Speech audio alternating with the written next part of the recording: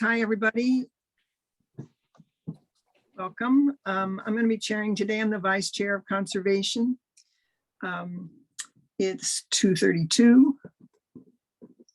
So I'm assuming everybody's done their homework. We've been having meetings on this. The town's been having meetings on this issue since October with many repetitions of all the basics. So we're not starting at ground zero today. We're starting assuming that you've had your ear to the ground for at least some of these things and attended a few of the housing meetings and have heard some of those meetings, as you know, were 6 or 7 hours. This is not going to be a 6-hour meeting if I even have anything to say about it.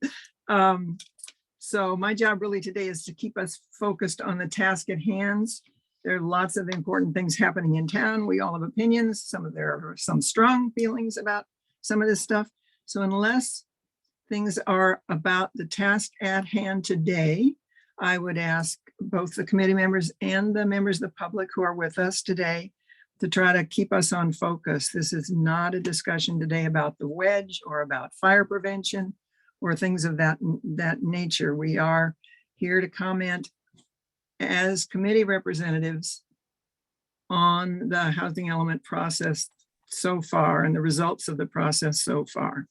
We're operating within the same webinar format that the Planning Commission and ASCC do. So unlike our regular committees that are more informal Zoom meetings where we in fact can't see the public who's here, I assume there's some way to know how many there are because that's generally happens at those other meetings. We're not reading or responding to the chat.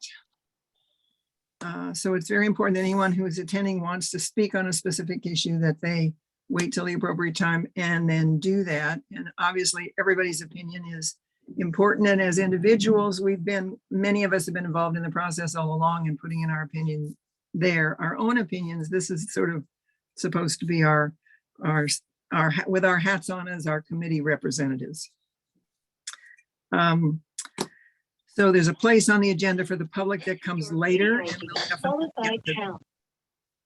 So let's start by, first of all, we're going to get, today specifically, we're asked to discuss feedback from your respective committees, the priorities of your committee that we'd like the ad hoc housing element to keep in mind. Somebody, Rebecca, you're not muted. Rebecca, can you mute yourself? Or Laura, do you have Rebecca, I'm going to go ahead and mute you. Okay. The priority of your committee relative to the ad hoc housing element, as it is at this point, we did this once before when we talked in generalities.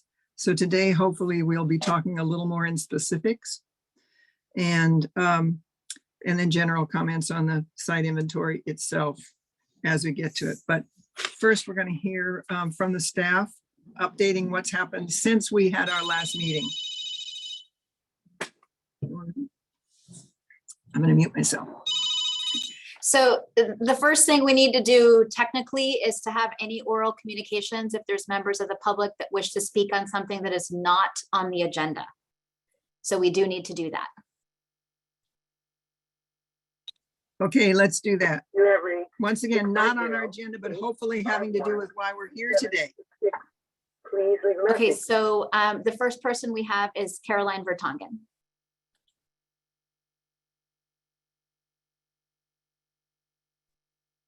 Great. Thank you, Mrs. Murphy, for leading this committee. Would you be able to tell us how many people of the community are attending this committee meeting, and also which chairs or how many chairs of committees in Portola Valley are attending today? I found the list already limited because we have more than 6 committees, and I only saw a few committees represented by 2 people, and I want to make sure that they're here. And then my next question is, why are the other committees and commissions not represented? Thank you. So I'll answer that, and Laura, you can fill in afterwards. We are the chairs and vice chairs of all committees were invited to attend this meeting. If they're here, it's because they accepted that invitation and organized their day so they could be here. If they're not here, it's because they are not here. Every chair of every committee was invited, as far as I know. There may have been some committees where they selected a representative as opposed to having their chair or vice chair. So every committee was allowed to have one or two people to join this group at their discretion if they wanted to have come. The next public comment is from Rita Gomez. Sorry, before you go on, Laura, is there a way to say how many members of the public are in attendance? Is anybody tracking that? Yeah, I'm trying to keep up where my name is. It says 18 attendees. We're right now up to 20. So I'll try to update it throughout the meeting. Thank you. Go ahead, Rita. Hi, thank you for taking my comment. It would be helpful for the public if all of you can rename yourself and put a dash and put which committee you represent. It would be very helpful for the public if you were able to do so. And I'm sorry to see, unless somebody here is representing the Finance Committee, because all of these things that we're doing in this town with infrastructure and housing really tie into the finances of this town. And since we have not had an audit since 2019, you know, this is important. This is important. And I'm sad to see nobody, unless somebody's going to put up their hand and say that they're representing the Finance Committee, the Finance and Audit Committee, that they are not participating in this meeting, nor in the previous meeting. And thank you for those of you that are changing your names, renaming yourself to represent the committees. It'll make it easier for the public. Thank you. I'd do that if I knew how. Yes, someone can help you. Laura or whoever is the host can actually do that for you.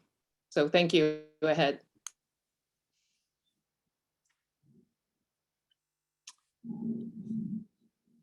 Okay, anybody else from the public? No, there's no other hands up.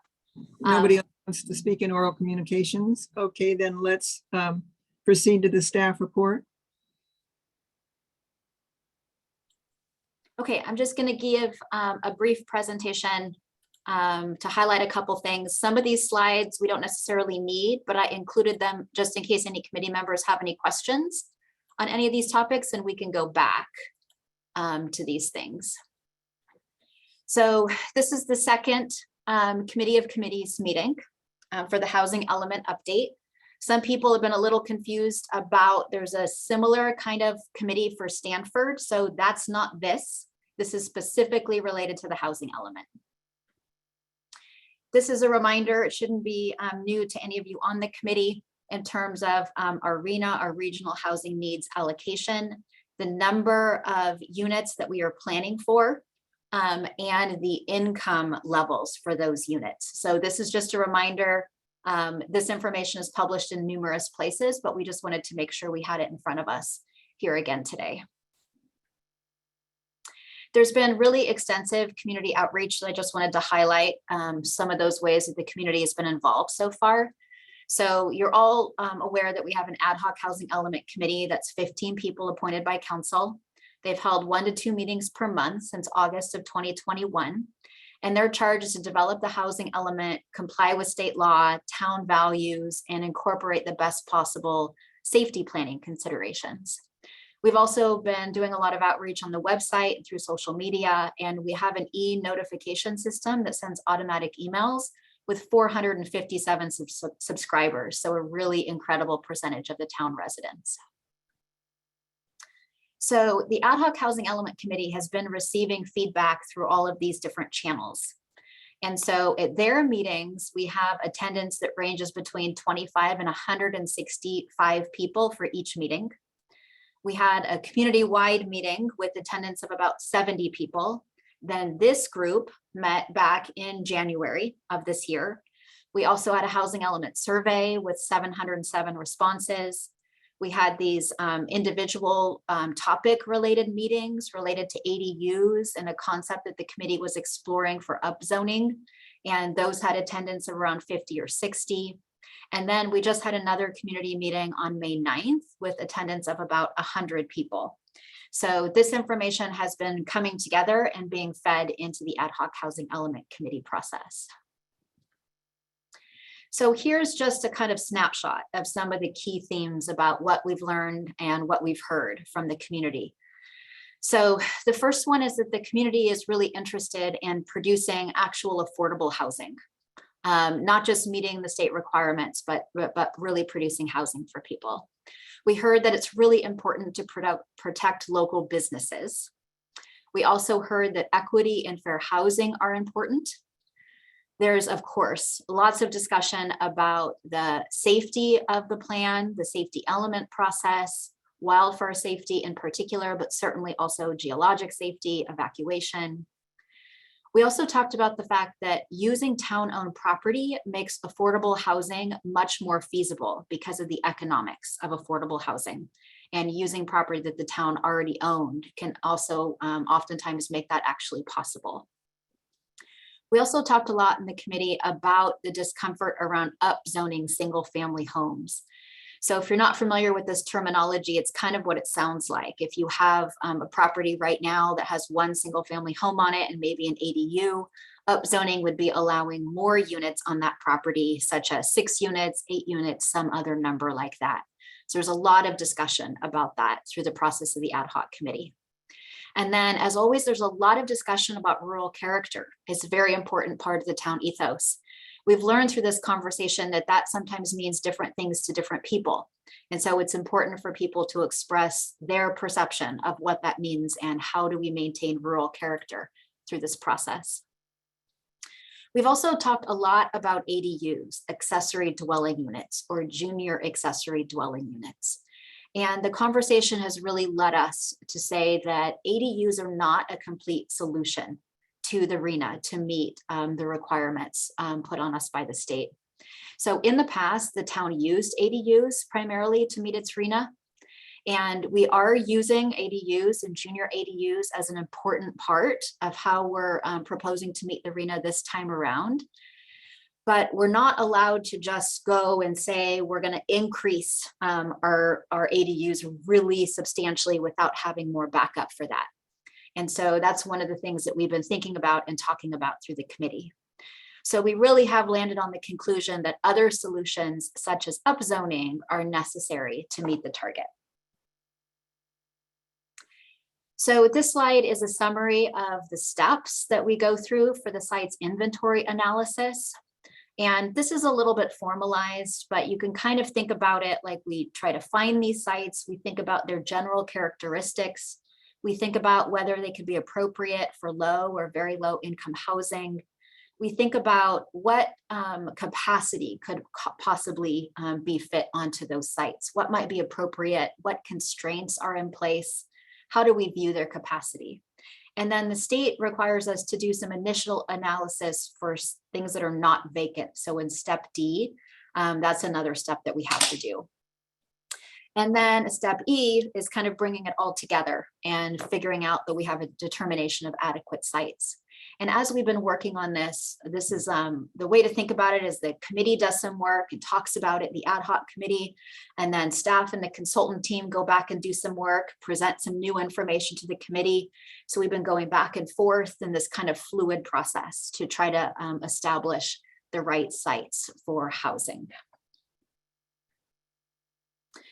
So the committee has really landed on an approach that brings together multiple different types of ways to bring the housing together. And in the middle of this, the main lines there are pipeline projects. And those are projects that are either in active review or have already been approved. And there's a reasonable expectation they may be approved and so can be counted as pipeline projects. And then there's ADUs. This number could potentially be increased a little bit more. So we're going to be talking to the committee about that. Then there's affiliated housing sites, which is a special program that we have here in town where local institutions can build housing on their properties. There's interest in the committee of expanding that. And so there's affiliated housing sites that are accounted for. And then you'll see the site inventory line here is at zeros. Because what we wanted to do was add up all these other things that we need to achieve and then figure out how many units do we need to accommodate in those sites that we're identifying. So at the bottom, you can see these circled numbers, and very low and low income units are grouped together the way that we count this, the way that state law works. And so we need 58 very low units and 3 low income units right now based on our projections. And then in the next category, we have moderate income units at 12 and above moderate income, which you can think of as regular market rate housing units, at 64. And so we need a total of 137 additional units based on our most recent projections. Keep in mind, these things are still shifting a little bit. This is not at all, the final polished project. We're going through different steps of this. So we're thinking to ourselves, that's what we need to plan for. That number of units in the 2 categories and 137 total. So the committee has really gone through an extensive process. And if this group is interested or any members of the public are interested, this is a good place to go back and to understand what the committee has been talking about. So back in October, we did a very introductory discussion about this. In January, we had a really interesting fire safety meeting. We had really excellent guest speakers and a really good conversation. If you're interested in that, that's a really great one to watch. It's long, but we've got some timestamps in the video, so you can go back and watch that. Then 2 meetings in February, we talked about safety constraints. We did some hazards mapping to show the committee, because as we all know, there's a lot of hazards we need to be aware of in town. And then at February 28th, we had really outstanding attendance of over 160 people. And there was a lot of new ideas. There was a lot of concern about what the committee was considering at that time. And that led to a big pivot in what we were working on and new ideas that came into the conversation then at the end of February. Then in April, the committee talked again about the site's inventory. And then on May 2nd, kind of has been working on finalizing the recommended sites. And so that's the information that we have for you today. So this is in the staff memo that we sent out to you. I'm not going to go over all of this, but if anyone had any questions, we're certainly happy to answer questions. I'm here with Carla Violet, Urban Planning Partners, which is our consultant on this effort. So we'll do our best to answer questions. Some of the key things that I wanted to point out is the committee had been discussing the Glen Oak site, which is the Stanford-owned property that has a horse facility on it now. That's across the street from the Stanford Wedge. So that has been discussed over the series of meetings, and that continues to be in the inventory. We talked about number 2, studying our commercial districts in town. So CC is the commercial district, and AP is another commercial and office district that we have in town. And we looked at those things to try to see if there was a place to build very many units. But the community felt strongly and the committee felt strongly about retaining existing businesses. So we concluded that that may produce just a few units, but not a significant number. Then number 3, we explored some properties in the Nathorst area. We had some architectural and site plan modeling. If you're interested in that, you can look back at the last ad hoc committee meeting if you want to see some of those models. And so there was some concern about not upzoning too many properties in the Nathorst Triangle area, that it could become too intensive to be consistent with the character of the town. And so there was discussion back and forth about that people were really, really engaged with. Oh my God. Then it sounds like there's a little background noise. Could I just ask you to mute in the background if you're, thanks, whoever's there. Okay, so then there's been a lot of conversation about what we've called the opt-in approach for upzoning. So the history of this is the committee didn't feel comfortable with upzoning single-family property owners that weren't volunteering to do it. So we had a meeting, we sent out a mailer, we found out just to kind of test the waters and see if people would be interested. So we did have 6 property owners that attended the meeting and said they were interested. One has asked to be removed off the list, and then several of them need significant analysis related to fire safety. But it did show us that there is some interest in this opt-in approach for upzoning. Then an important item I wanted to point out, we're going to talk about it in a little bit more detail, is number 6, to look back at town-owned properties and see if there's development potential there. So we looked at Ford Field in a conceptual way, and I've got some materials to show you on that. And then we looked at the town substation here. There is an easement. This is an old site that the town had considered for housing. Could potentially work, but it's not necessarily a great option or a source of a lot of units. So the Blue Oaks property, if you're familiar with that one that's been discussed too, was also removed at this time due to wildfire risk and the concern that it was not appropriate for affordable housing. So that's some of the highlights on the town-owned property part. And then throughout, the committee's been talking about how in what ways it might be a good idea to use the town's affordable housing funds for some of these initiatives. And then I mentioned that ADU meeting that we had. We got quite a bit of feedback related to ADUs. So that was really productive.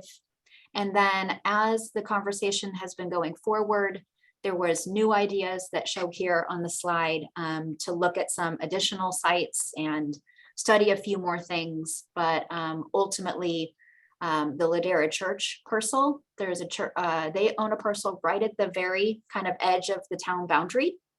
So Ladera Church itself is not in the town, but they own a parcel that is in the town. Substation, I mentioned, not such a good choice. And then some people brought it up, the idea of additional units at the Stanford Wedge, but that didn't really get the attention of the committee in terms of a positive approach to consider. So this is also in your staff report. This is the list that resulted from the last ad hoc committee meeting. So going through those, the ones that I haven't talked about, Ford Field is at the top. We're going to give a little bit more detail about that. And then the Glen Oaks property at Stanford. Right now, looking at 8 units per acre and a potential number of units there of 32 units that could be moderate and above moderate, and potentially a handful of affordable units as well. Then there's a privately owned property that's vacant on Alpine, 4394 Alpine. And that one, the committee thought could either be 6 units per acre or 20 units per acre, depending on how all the numbers work out and what the needs were. So the units there could be, you know, on the lower end 7 or on the upper end 24, and the income category would vary. And then there's a couple more properties that are located in the Nathworst area. So the parking lot behind Roberts, and then there's the office building at Alpine and Nathworst. So those are both included by the committee at 6 units per acre for residential density.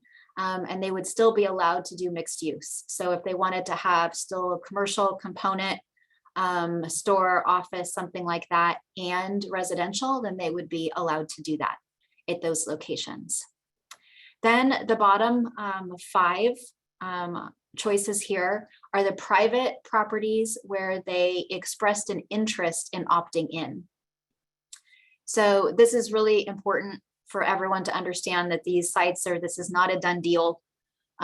This is the sites that are under consideration, and fire safety analysis still has to be performed on these. And we still have to see how all the numbers come out, because certainly, you know, we don't want to plan for way more units than we have to, based on the feedback of the committee. And so you can see this number here is between 160 and 176. And on the last slide, as I indicated, we're looking for about 137. So this is not finished, but we wanted you to be aware of it and keep the community engaged on this as this continues to be refined. So an important site that I think there's an interest from many of your committees, so I wanted to spend just a little bit extra time on this, is the Ford Field site. So we all know that this is a town-owned property. On this slide, the existing baseball diamond and the parking lot is shown to the south.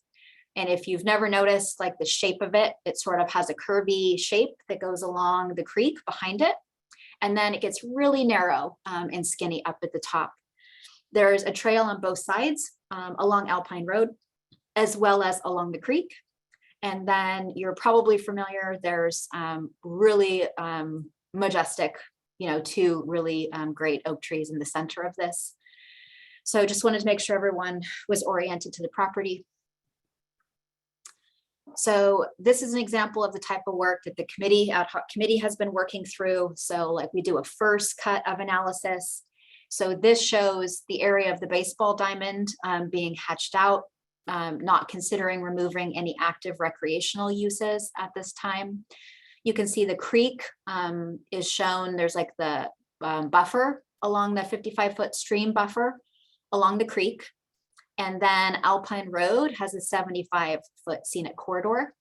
And then there's some black lines down the middle, and it shows a 30-foot easement. And that's an easement that another private property owner has over this property to get to their property, which is behind it from Alpine. So we were looking at those constraints and trying to see, is this, is there still potential for affordable housing here? So this is the steps that the committee went through. And then staff went back to our team and we developed a conceptual affordable housing plan for this location. So it included a number of different steps in order to figure out whether this would be possible.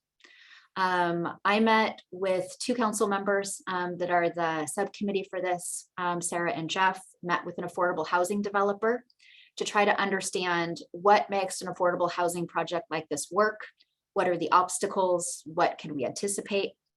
And an important thing that they told us is in the nonprofit affordable housing development community, normally you're going to have a project with 50 units, 50, in order for those projects to be effective. So then what we did is we had our architectural consultant do some site planning work. And this is not a specific proposal. This is just an exercise to see whether a project like this could work at this location. So this example site plan uses a project area of just about 2.5 acres.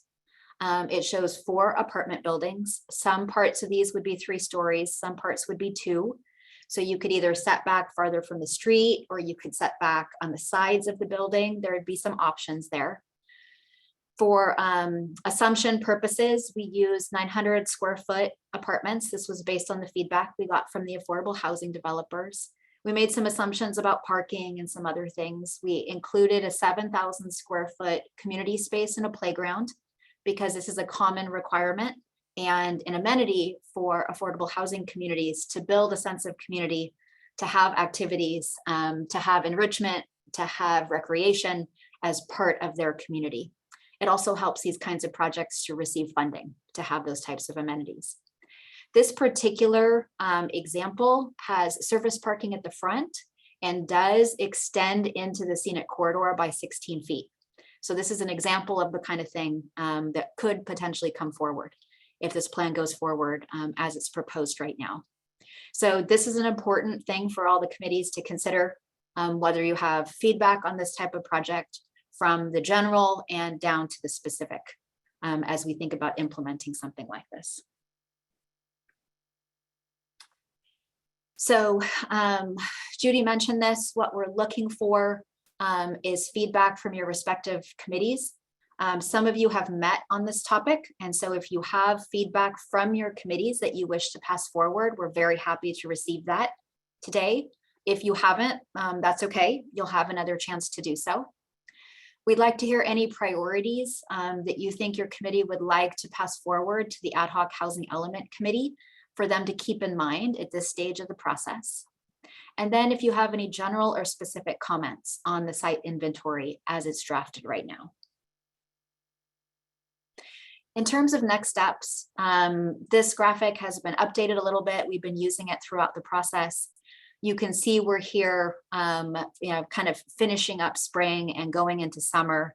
So on the housing element, we just had the community meeting on housing sites that shows here with that little graphic of the people meeting together.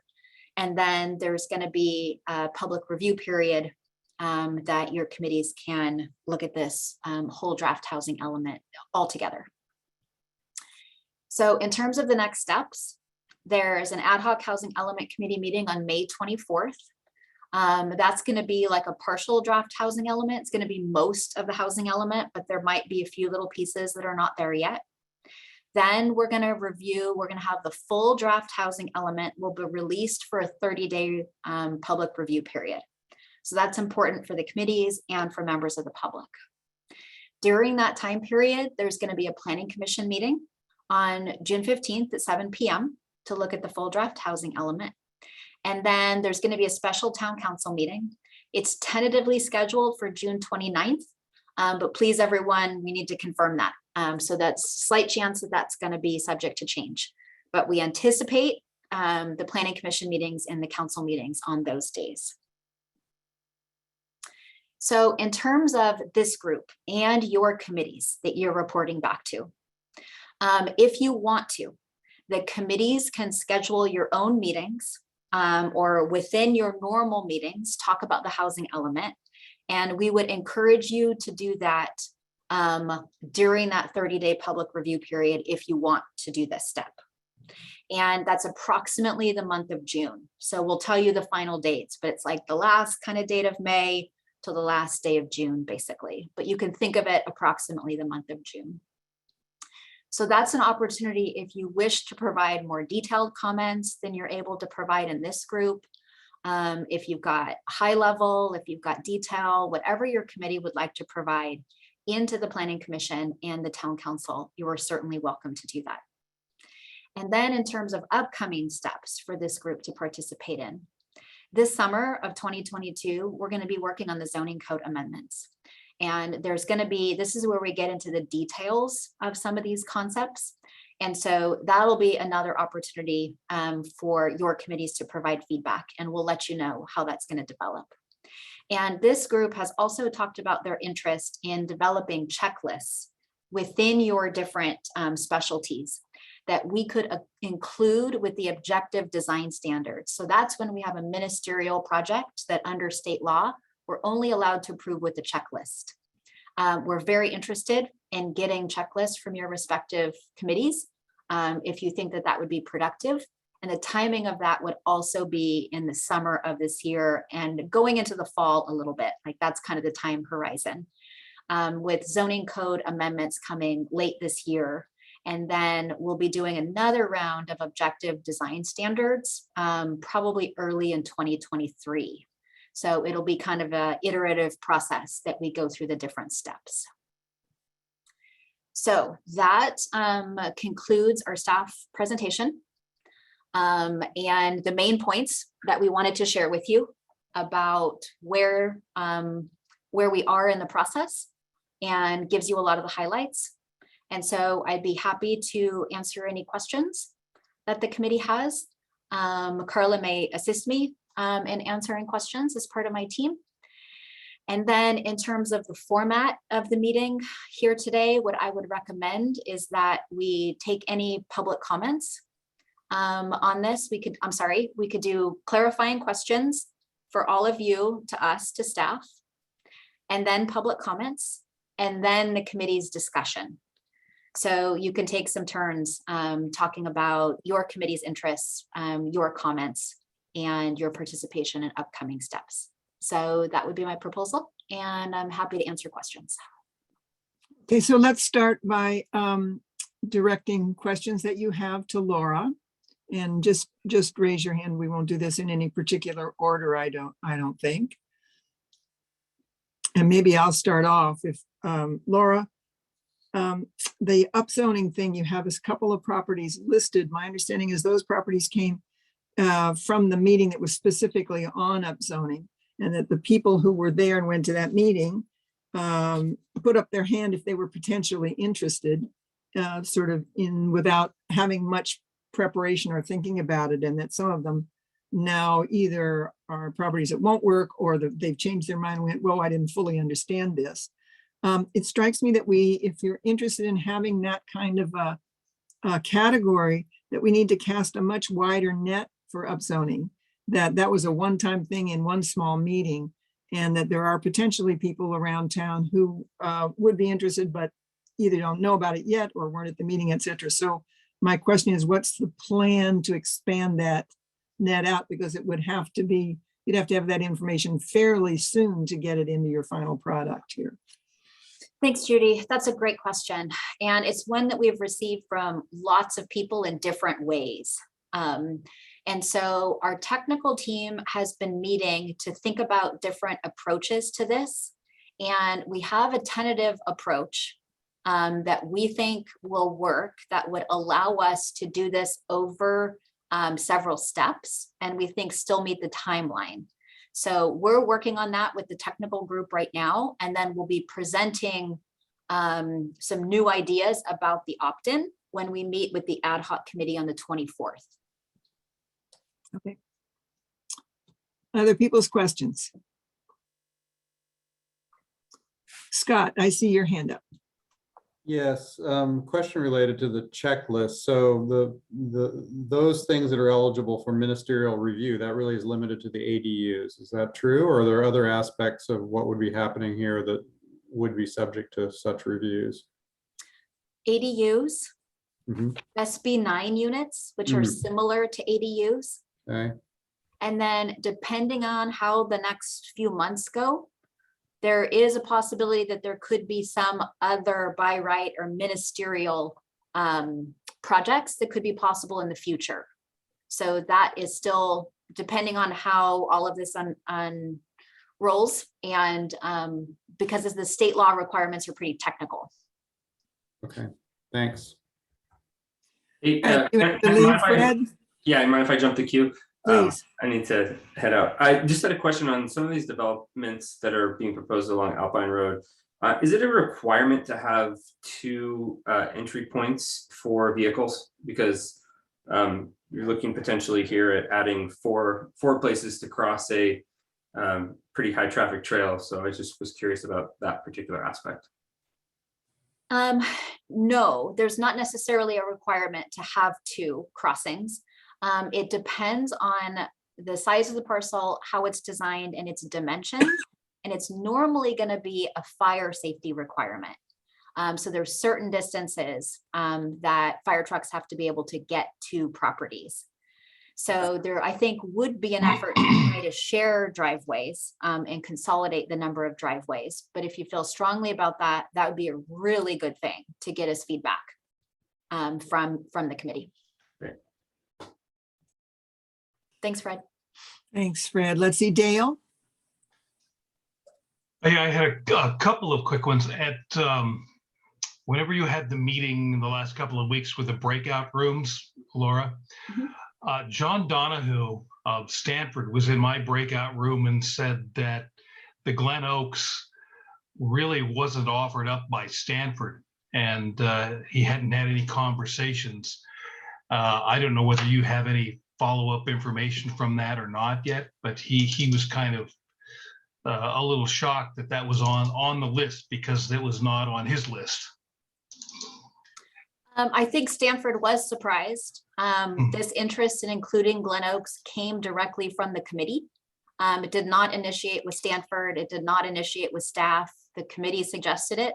So we reached out to Stanford and said, would you be interested? They said they had never considered it for housing, but they were willing to work with the town to see if housing would be appropriate there. Okay, and I have one other thing, is the results of the almost year-long traffic evacuation study will be presented at the EPC meeting on 8 o'clock in the morning on June the 2nd. I think that will have some impact on some of this. So interested committee members may have an interest in attending that meeting. So thank you. Thanks, Dale. Let's see, Scott, is your, oh no, sorry, Patty. I thought I had heard in an initial meeting that 3-story buildings were not going to be allowable, for lack of a better word, because Woodside Fire Protection District did not have the equipment to fight a fire in a 3-story building. Can you confirm, deny, clarify? I don't want to misspeak, but my understanding has always been that the fire district can serve a 3-story building, but not a 4-story building. So we would need to confirm that, but there have been discussions about 3-story buildings. It hasn't been a lot of discussion, but it has been included in the discussion.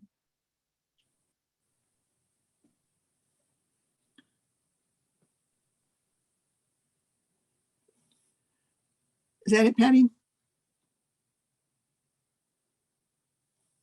Any follow-up, Patty? Follow-up question? No, go ahead. Okay, Sorry. thanks. Ed, I'm sorry, I have no order in which you put your hands up. I'm just running across the thing here, so it's a little helter-skelter. I think Gary had his hand up before I did, but I did want to respond to Dale's comment about the traffic safety and evacuation thing. That has certainly not come across our desk, so the town is not working in a particularly joined up manner on that. And I looked to town centre for more chances to connect up committees and get those things organised between us. Thank you. Okay, Gary, questions? Thanks, Judy. Yeah, I was going to yield to Ed, but thanks, Ed, for jumping in. I wanted to hear that comment from you, so thanks. Laura, is there any update on the safety element and whether that draft would be available for our committees to review concurrently with the housing element, so that when we do give our comments to Planning Commission, they incorporate the understanding of the new safety element? So the work on the safety element is happening concurrently. We've got the committees that really specialize in those topic areas are reviewing memos that have an early analysis, early thoughts about best practices and programs and actions. Those meetings are happening this week and next week. So Emergency Preparedness Committee is having a special meeting, and the Sustainability Committee is considering it this week. And then, I'm sorry, Geologic Safety Committee met last week. So if you're interested in those early topics, it went through those 3 committees. And then when the full safety element is available, then certainly all of your committees could take a look at that and provide feedback into the Planning Commission and the Council. The schedule is pretty similar, but I think the safety element is going to follow the housing element by just a little bit, but there's probably going to be an overlap in those public review drafts. Okay, I recall at our first committee of committee meetings, that was one of our concerns, was that we felt the order was not correct, that we should be reviewing the safety element prior to the housing element. I think there was broad support behind that sentiment. From the trails and paths perspective, safety is pretty much the #1 thing we deal with all the time. That may not make sense or may not be obvious to people on the surface, but when it comes to having equestrians and bicycles and children on the trails, safety is the most important thing.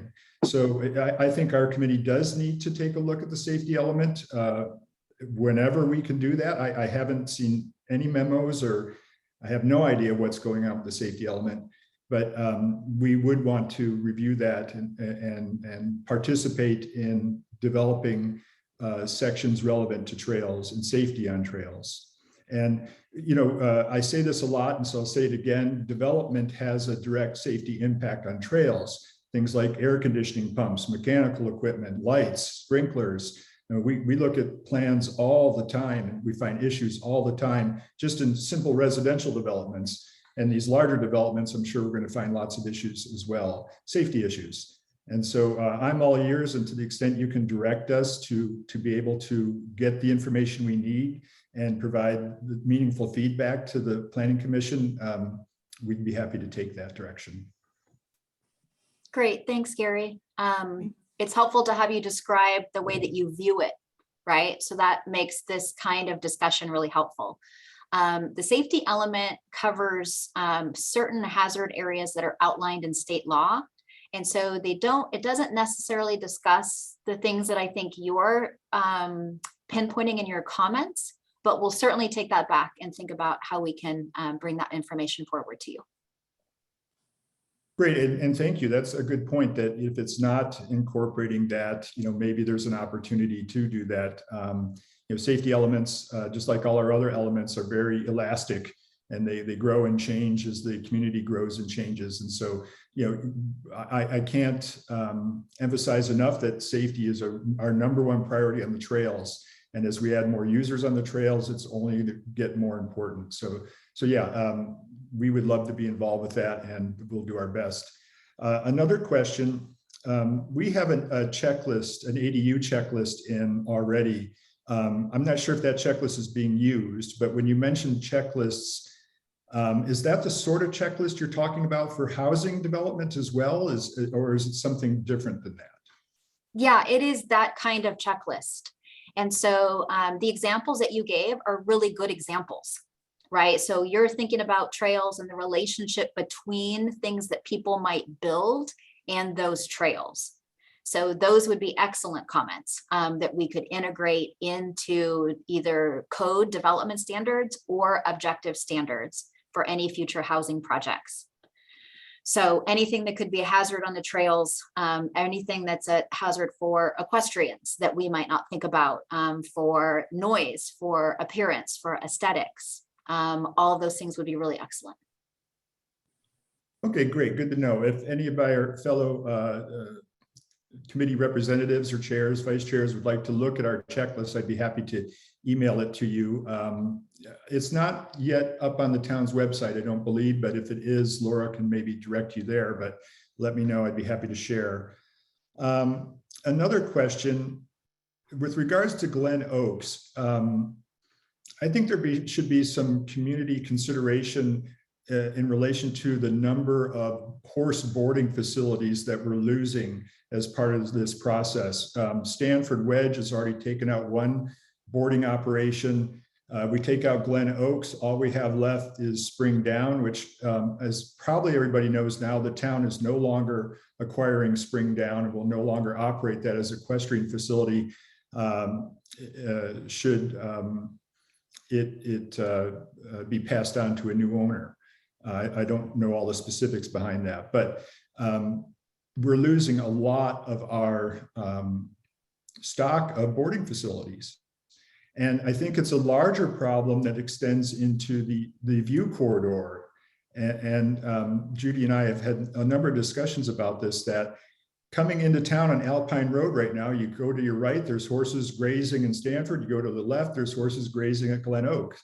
You're going to take both of those away and put apartment buildings in their place, essentially, townhomes. And so that's going to dramatically change the look and feel, the entry into our town. And that I'll leave up to Judy to talk about, because she knows much more about that than I do and can, I think, communicate that better. But in terms of what Trails and Paths is all about, we have a number of equestrians on our committee that have expressed concern over losing that view and what that means to the rural nature of the town.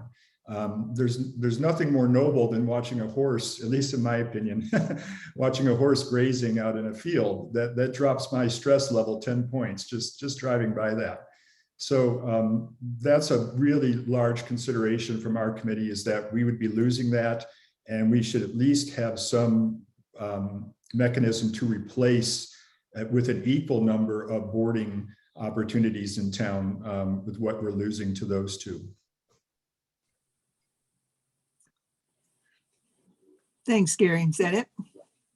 If there's no feedback to that one, I do have another one that's kind of related. And Laura, maybe your consultant is working on this, but is there going to be a model done of how the scenic corridor will look along Alpine Road, with the Ford Field project built out, the Wedge project built out, both in phase 1 and phase 2, if there is going to be a phase 2, and with Glen Oaks built out? What would that drive into town look like compared to what it looks like today? Is there a consultant working on that? I don't think in the way that you might be imagining. Carla, do you have anything to add about what we'd be looking at for the scenic corridor for the environmental review? For environmental review, I think we would be including that in the narrative, but we wouldn't have a visual, if that makes sense. Is that more what you would be looking for, like an actual rendering of sorts? Or more an analysis? A means to measure, the impact on the Hmm. scenic corridor in its totality. So, we Right. take each one of these projects in a vacuum and it doesn't seem like that big of a deal. But Mhm. then you add them all up and it's a completely different outcome than what we were expecting. That makes sense. Cumulatively, then yes, that would be in the initial study document that we're preparing. Hopefully that helps. Yeah, so let us take that feedback and think about how we can address that. That's great, Gary, thanks. Okay, great, wonderful.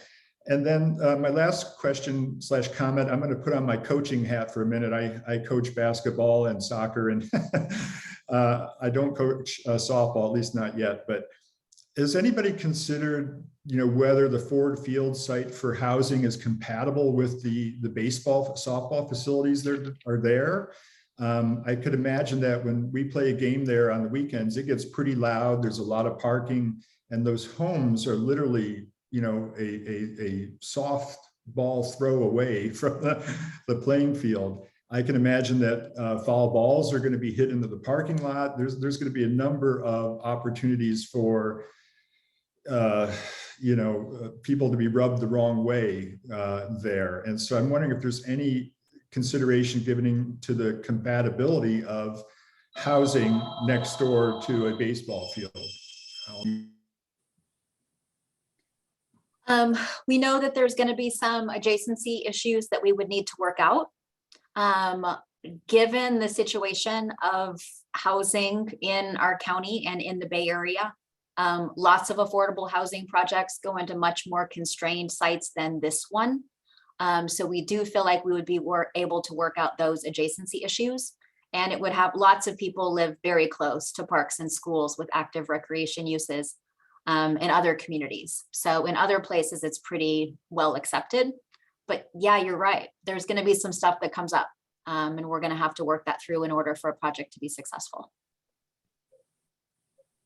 Okay, great. Yeah, I would agree with you that there's a lot of things to consider there that maybe we haven't gone deep enough into the project yet to visualize. But when we get there, I will be happy to participate.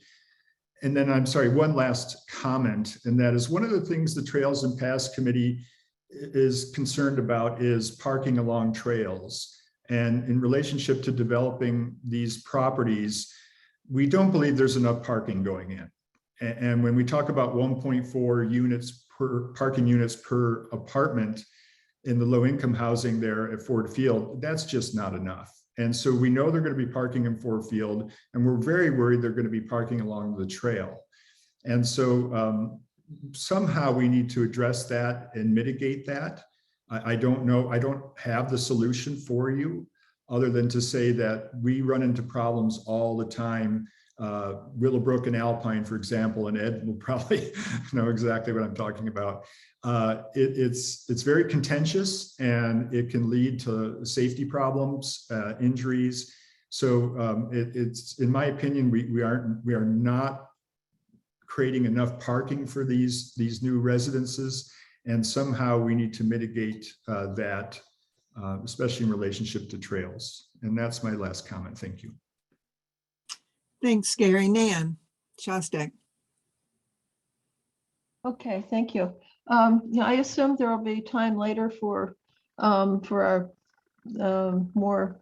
This is just for clarifying questions. This is supposedly for clarifying questions. Okay, yes. So question for Laura, I guess. I'm still confused about who is working on the evacuation report, and if is it the town directly, or is it under one of the committees right now?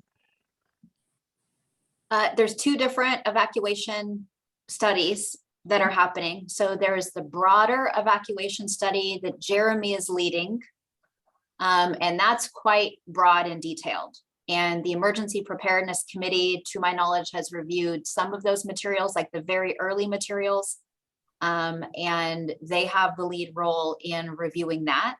And so work is happening, and that'll come back to the Emergency Preparedness Committee. Then as part of the safety element, we've got the same general consulting firm to make sure everything is coordinated. Fair and Pierce is the transportation consulting firm that's working on this. They have also done some evacuation analysis that was required for the safety element under state law. And there's a report that's available now that is going to be discussed at the Emergency Preparedness Committee special meeting that they're holding. So there is some evacuation material that's available now. Okay, good. No wonder I was confused. I see why. It's confusing, yeah. Yes. Okay, so the evacuation, okay, will the work Jeremy is leading also be included? You said it's going back to the Emergency Preparedness Committee. Will that also be included, folded into the safety element discussion on evacuation? Yes. Okay, so it will be, okay. Yep, it'll be folded in, and we've got the same consultants and they're coordinating on it. So we feel confident those materials will get brought into the housing element and safety element. Okay, good. Yeah, I think that's really important. Okay. Let's see. Oh, I just wanted to follow up on Gary's comment on horse boarding facilities. We're fortunate to have a really small barn, 2-stall barn in the yard, and love having horses. And to me, that's part of the quintessential Portola Valley, is being able to see horses and be around them. And if we continue to lose horse boarding facilities at the rate we are now, we're going to be an essentially horseless community in 10 years, I'm afraid. It's, I think the loss of boarding facilities is just accelerating. So that would be a terribly sad thing for the community. In terms of the safety element, I'll make a couple of comments later. The Geologic Safety Committee has had one meeting on the safety element to look at the consultant's memo, and we've given some feedback, and there will be another meeting, I guess in June perhaps. So that's coming along, and we do have some concerns, and yeah, I think we've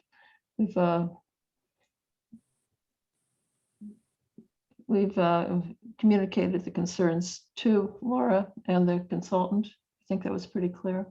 So Nan, I'm sorry, is there a question? Is there a question in this? No, that was just in response to a question about the safety element and how they, Okay, and the procedure. So yeah, that's it. okay. Thank Yeah. you. Rebecca.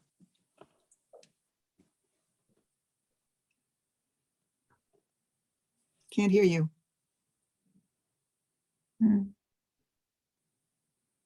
Still can't hear you.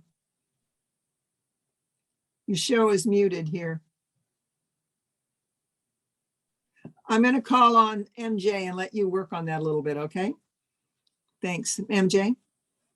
Yeah, so I have more of a clarifying answer in case people are wondering why I'm in this meeting. I just wanted to say that Michael Tomars, the past chair, asked me to attend on his behalf back in January, and I guess I'm still on the email list. As some of you may know, our committee has been unable to meet in both March and April because we were one member short of a quorum both times. So we have been unable to discuss the housing element. However, I personally have attended several of the meetings, and my impression is that because the fire district is assessing wildfire risk for all of the proposed sites, I think the committee's role, once we get a quorum, will be more useful in responding to the safety element. Since we don't have a quorum now, we can't respond to the current memo that is out there, but hopefully we'll be able to input on the June version. And then in answer to Gary Hanning's question, I was able to read the safety element memo because it is part of the agenda packet for the EPC that is meeting tomorrow, I think at 4. So Gary, if you want to start reading that stuff, it is there on the town website. So that's all I have to say. Thanks, MJ. So Rebecca, shall we try you again? What do you think? You don't show as muted on my screen right now, so. Can anyone Yeah. hear me? Yes. Yes. No, now you're Oh. muted. Now wait, now it went off. It just went off. Unmute. There, okay. Okay, how about that? Okay. Yeah.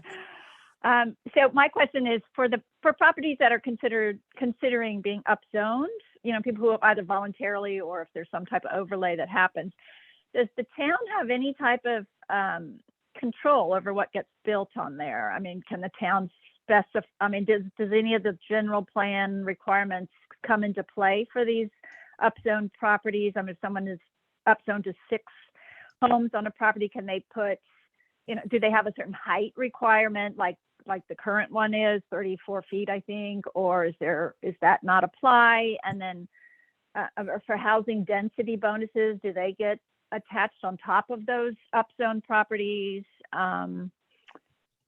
Just what type of control does the town have once you've upzoned a property to be six units or 8 units or whatever? Great question, thank you.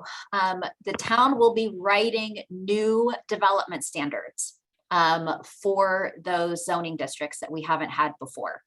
So when I mentioned in the report that we'd be working on that this summer, and it would be another good chance for the committees to give input, that's what I was referring to. So the same way that we have development standards for single family homes now, we would be adding development standards for like 6 units per acre or for the affordable housing project. So all those projects would have to comply with our general plan and with our zoning that we put into place as part of this process. You also asked about state density bonus, and that one is a little bit more complicated. And there are cases where developers are allowed to use what are called waivers or concessions so that they don't have to implement all aspects of our local density and development standard regulations. And so if you're interested in that, the last meeting of the Ad Hoc Housing Element Committee, we included an attachment there, and I can send it out to this group or anyone that's interested to read about state density bonus and how that would work. But it was discussed quite a bit at the last Ad Hoc Committee meeting. And so along those same lines, can the town actually specify that they want a certain percentage of those homes to be affordable, or is that not allowed? Yes, we can do that.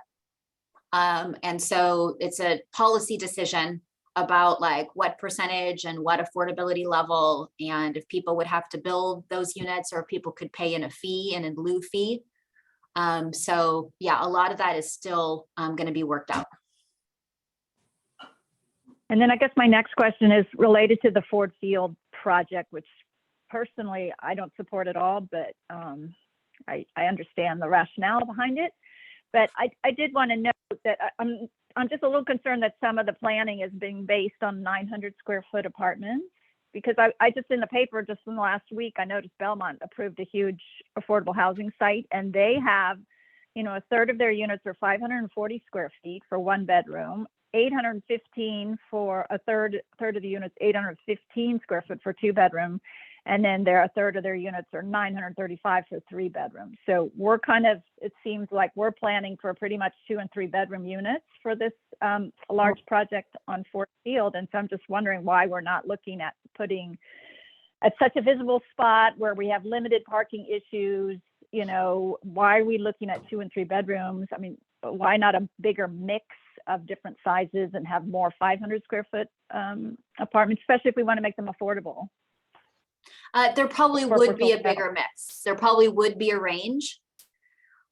This plan just doesn't get to that level of specificity. So there's an interest from the Ad Hoc Housing Element Committee to have family units and to encourage more families to come to town. So I think it would be a mix of 1 bedrooms, 2 bedrooms, and 3 bedrooms. We chose 900 because it was very conservative, meaning it's a high number.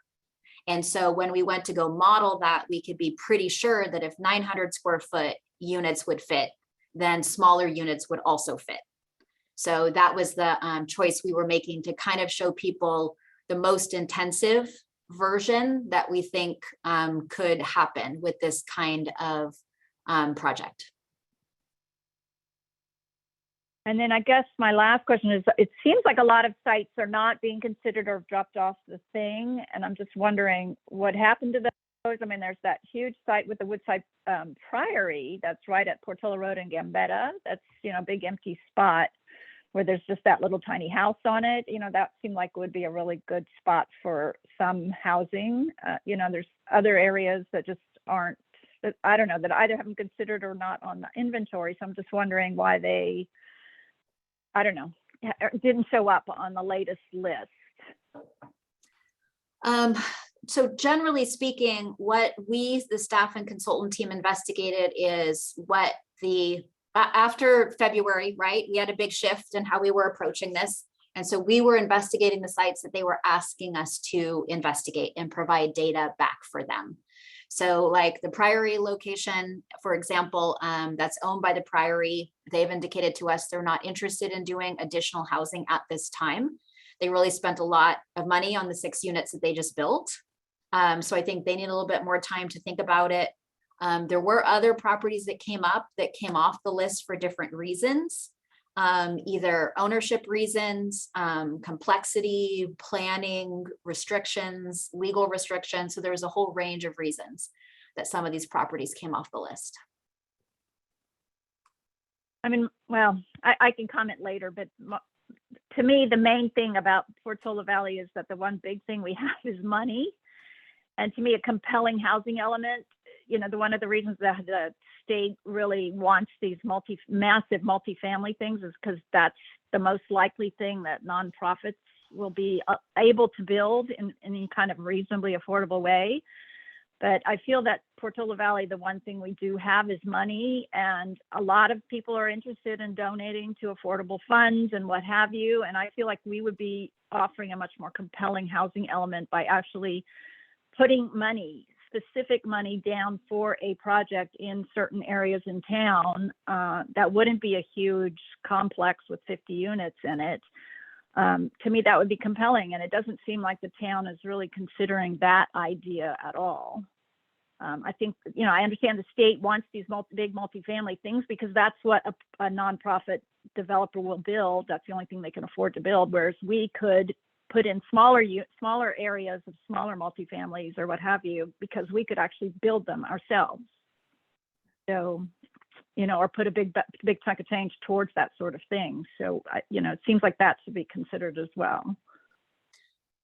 I think what you're proposing would be a pretty massive fundraising effort. And there were some people that said, like, maybe we could get donations for this, but there wasn't really any discussion that caught hold about doing some kind of massive fundraising effort. It would be pretty large amount of money. So I don't think that really, I understand your point, but I don't think that really caught hold with the committee. Okay, any other questions, Rebecca? So I have one more before we go on to the next step, and that is that when you were listing the various properties, the commercial got sort of short shrift, and that is that everybody in town agreed, or most people in town agreed, that we thought it was very important to maintain that commercial area. It was valuable to us, and that the commercial folks spoke up and said, please, please don't get a developer in here to redo this because we can't afford to have our rents raised. And I absolutely understand that. And so we want to avoid any rezoning that would do a big rebuild that would add to the rents and et cetera. But I've heard some of them express interest in being able to add units themselves without having to get a developer in, you know, to get their own person to add 4 units above the commercial building, et cetera. And that are a few of those numbers going to get included in our proposal, rather than saying it's unlikely anything will happen here and that's a 0. It seems that we could honorably add, 4 to 8 of those in there, just knowing what people kind of have in mind. And that's that. I don't need an answer for that now, Laura. Just I would hate to see that drop off the list, because I know there's some interest in doing it by the commercial business owners themselves. Okay, so having all the questions, anybody else have a question? I don't see any more hands. Nan, your hand is still up. Is that still up or is it again? No. Okay, so then let's move this on to public comments or public questions and comments. This will be the one time in the space that the public has an opportunity to talk. Is that right, Laura? That's It's now- correct. Okay, and so can you start us off? Yeah, I see it there. You just changed it. 26 attendees. That is in addition to us, the committee members? Is that Yes. included? Okay, in It's addition. down a little bit now. Right now, there's 23 Okay, members of the public. all righty. So, and you're the one who can see them and see their hands, right? So we'll let you do that. So now's the time if any people from the public would like to have a question, either for Laura or the committee, or for Carla, or to make a comment relevant to what we're talking about here today. Please put your hand up and Laura will call on you. Yeah, and if there's specific questions, we may not be able to answer them because the point of this meeting is to provide feedback into this committee of committees. So members of the public kind of think about that in your comments. If you'd like the committee of committees to hear your thoughts and consider them as part of their feedback. So the first one is Rita Gomez. Hi, thank you for taking my comments / questions. I had asked before, but didn't really get an answer. There's some large properties that have been for sale in town for an extremely long time. Properties that could probably, contain a village. I won't mention anyone's name of those properties, but I wonder if those people have been approached to see if they could work out some type of future tax break deal by donating their property and turning it into housing for, with the community to do some type of joint venture. I think that would be wonderful. I also want to mention, based on the Samtrans meetings that have happened last year and recently, the bus service in this town is going to be canceled. What happens to the kids? And there was one woman at one of those meetings that said that people in the Portola Valley just drive their kids because they can afford it.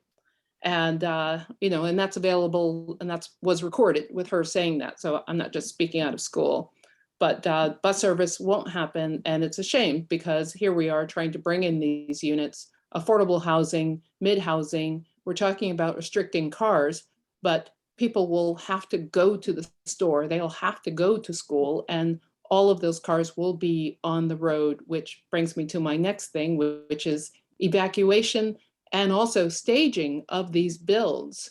I live on Westridge. There was like 5 projects going on between Alamos and Alpine Road for years. I would have to add 12 to 20 minutes every day just to go to pick up my daughter from school, and not sure if I'm going to be stopped or what's going to happen, what kind of debris is there. I mean, it was a lot of congestion, and I had asked in a planning commission meeting if there's some kind of staging that needs to happen, 1 at a time, 2 at a time. But if all of these projects go on at the same time, not only will it just cause all kinds of runoff issues and whatnot, but it makes us unsafe for evacuation, unsafe for fire, just the dust buildup, and so many other things.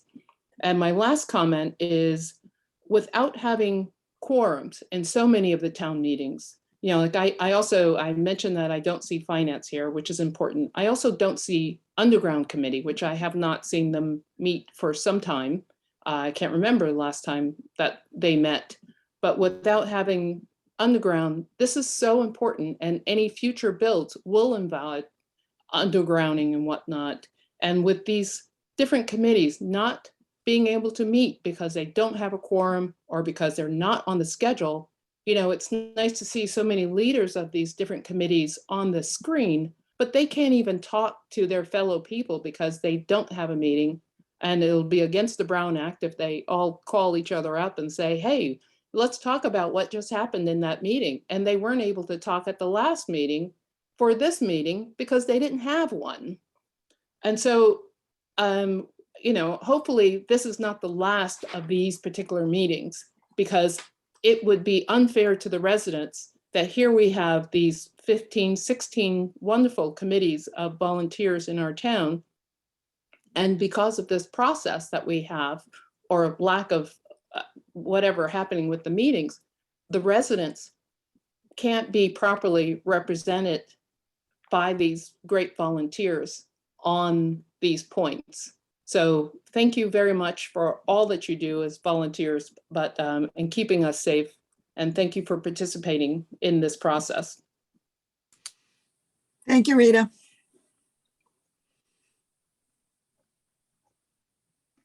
Next is Valerie Baldwin. Hi, thanks. I was wondering, Laura, why the Stanford Wedge project was not on your list of options when you first started talking tonight. And it's been on the list in the past as numbers of adding in for units, but now it's not. I think part of the problem with all these developing things is that they're not looked at as a whole. The Ford Field and the Stanford Wedge are across the street from each other. Those were huge projects we're looking at going in. The traffic, especially in the mornings with all the gardeners and people working at houses and kids going to school, the traffic is huge through that area. And there doesn't seem to be any plan for widening Alpine Road or putting in signal lights. I mean, to have this many new housing in that area just seems like it's going to cause a lot of problems. So this is kind of following up on Gary Hanning's discussion about so much traffic in there. When I went through the property on the Stanford Wedge, when the Stanford people were there taking us through, I asked John Donahue, there isn't enough parking in this Stanford Wedge. Where are the house cleaners and the party goers? Where are they all going to park? And he said, well, they'll park over at Ford Field. Well, if Ford Field's going to get developed, where are these people going to park? They're not allowed to park along the scenic corridor, right? So where are they going to park? There isn't any parking there. And an evacuation with all that housing along there just gives me nightmares. So that's all I have to say. Thank you. Thanks, Valerie. I just wanted to note that there was some confusion about parking that day when Stanford had people on the site. They were talking about that day, if there wasn't enough room to park when you went for your visits to see the story poles, to park across the street at Ford Field. They didn't mean permanently once residents live there that they should be parking across the street at Ford Field. So I just wanted to clarify that for people that are listening.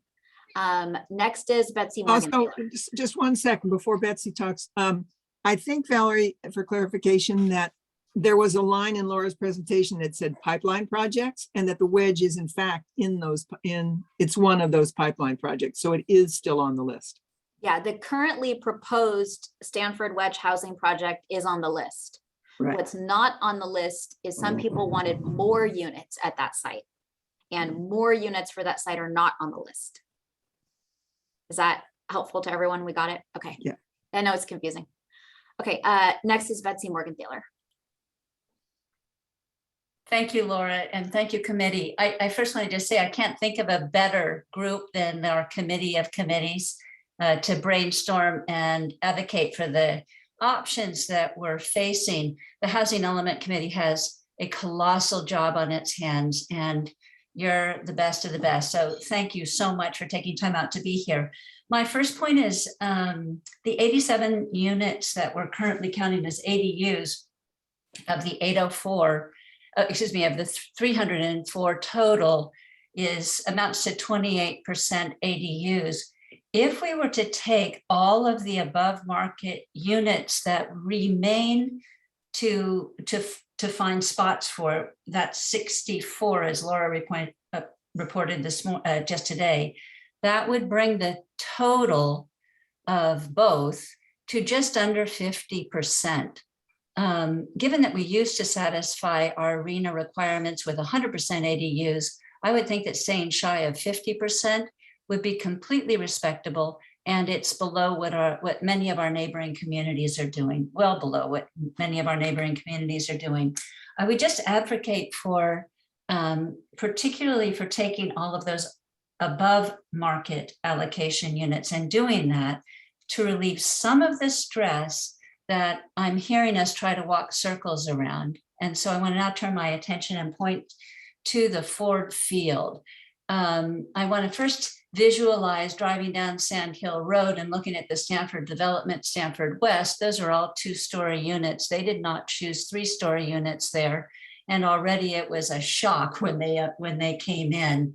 The idea of putting in 3 stories is hard to envision, but harder than that is the idea of losing either of the 2 noble oak trees that are heritage oaks there. I would do a lot. And I imagine we could come together as a community and fundraise around those 2 trees alone. It's far more than the aesthetic value that they bring, though that is huge and considerable. It's habitat. So I really ask this committee to go back to I know you've been in conversation with Palo Alto Housing Corp. I know they've changed their name, whatever they are now, to go back to them and get creative about, could we split the 50 units, which I understand is an ideal number. Could we split it amongst 2 different nearby locations to relieve some of the constraints there? And could we please look at a permeable hardscape for all that parking? I imagine we might be able to get a little closer to the setbacks there on the riparian side were we to use permeable hardscape. Anyway, those are just some of my ideas. I've more, I'll save them for later. Thanks for your attention and your hard work, and keep at it, because our time is so short that we need all hands on deck. Thanks for bringing yours. Thank you, Betsy. Next is Margaret Blair.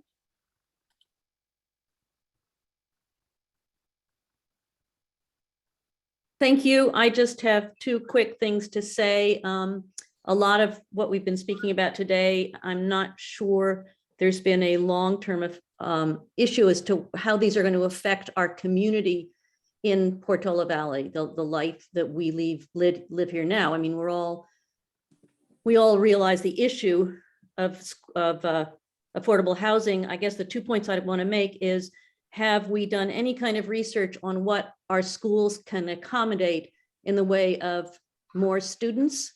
What it would mean for, goes into my next point, what it would mean for water use. I don't think anybody today has brought up water issues, not only fire, which Don Ballard has given us lots of information on, including the fact that he says if some of these areas, both here and in Woodside, are built up to total density, he's not sure that the Woodside Fire District can handle just the density of the buildings, let alone it moving into a wildfire, and just issues of water in general, decrease in water pressure if we build too heavily, sewer issues, etc. So I just wanted to bring up those points. Thank you, Margaret. Okay, I wasn't too nervous.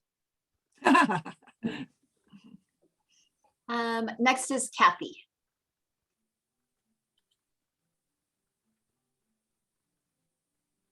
Can you hear me now? Yes. Okay, great. Thank you for all that you're doing. I just wanted to bring up what Valerie said. I thought that was just a very important issue. One concern I think many of us have is the evacuation. And I just hope that it's being looked at globally, because it looks like that corridor, which is Alpine, which is a favorite for evacuating is going to have a lot of traffic on there. So I'm hoping that somebody's looking at, not just for evacuation, but for everyday safety, whether there needs to be a turnabout at Alpine and Westridge. I've personally known a couple of people that have gotten in accidents in that intersection. It can be very difficult. And when you have the wedge and you have Ford Field, that's really going to add so much congestion. And it's really difficult when you're trying to make the left-hand turn to get out of town when people are, driving by so quickly. And we always have PG&E parked with their big truck and people can't see. So I just hope that it's being looked at globally, because I think that's really important for all of our safeties. And then also the other question I had on that is, who's going to pay for that? Is that paid by the developers, or is that paid by our town? If we need a turnabout, if we need another evacuation exit, or if we need to actually expand Alpine Road, maybe put one lane going out towards 280, add that so it's actually 3 lanes, and maybe consider that when you're looking at the Ford Field addition, to make sure there's the capacity for that. So these are the concerns I think many of us have, just how is this globally going to work? And thank you so much for your time and consideration. Thank you, Kathy. Next is Christy Corley.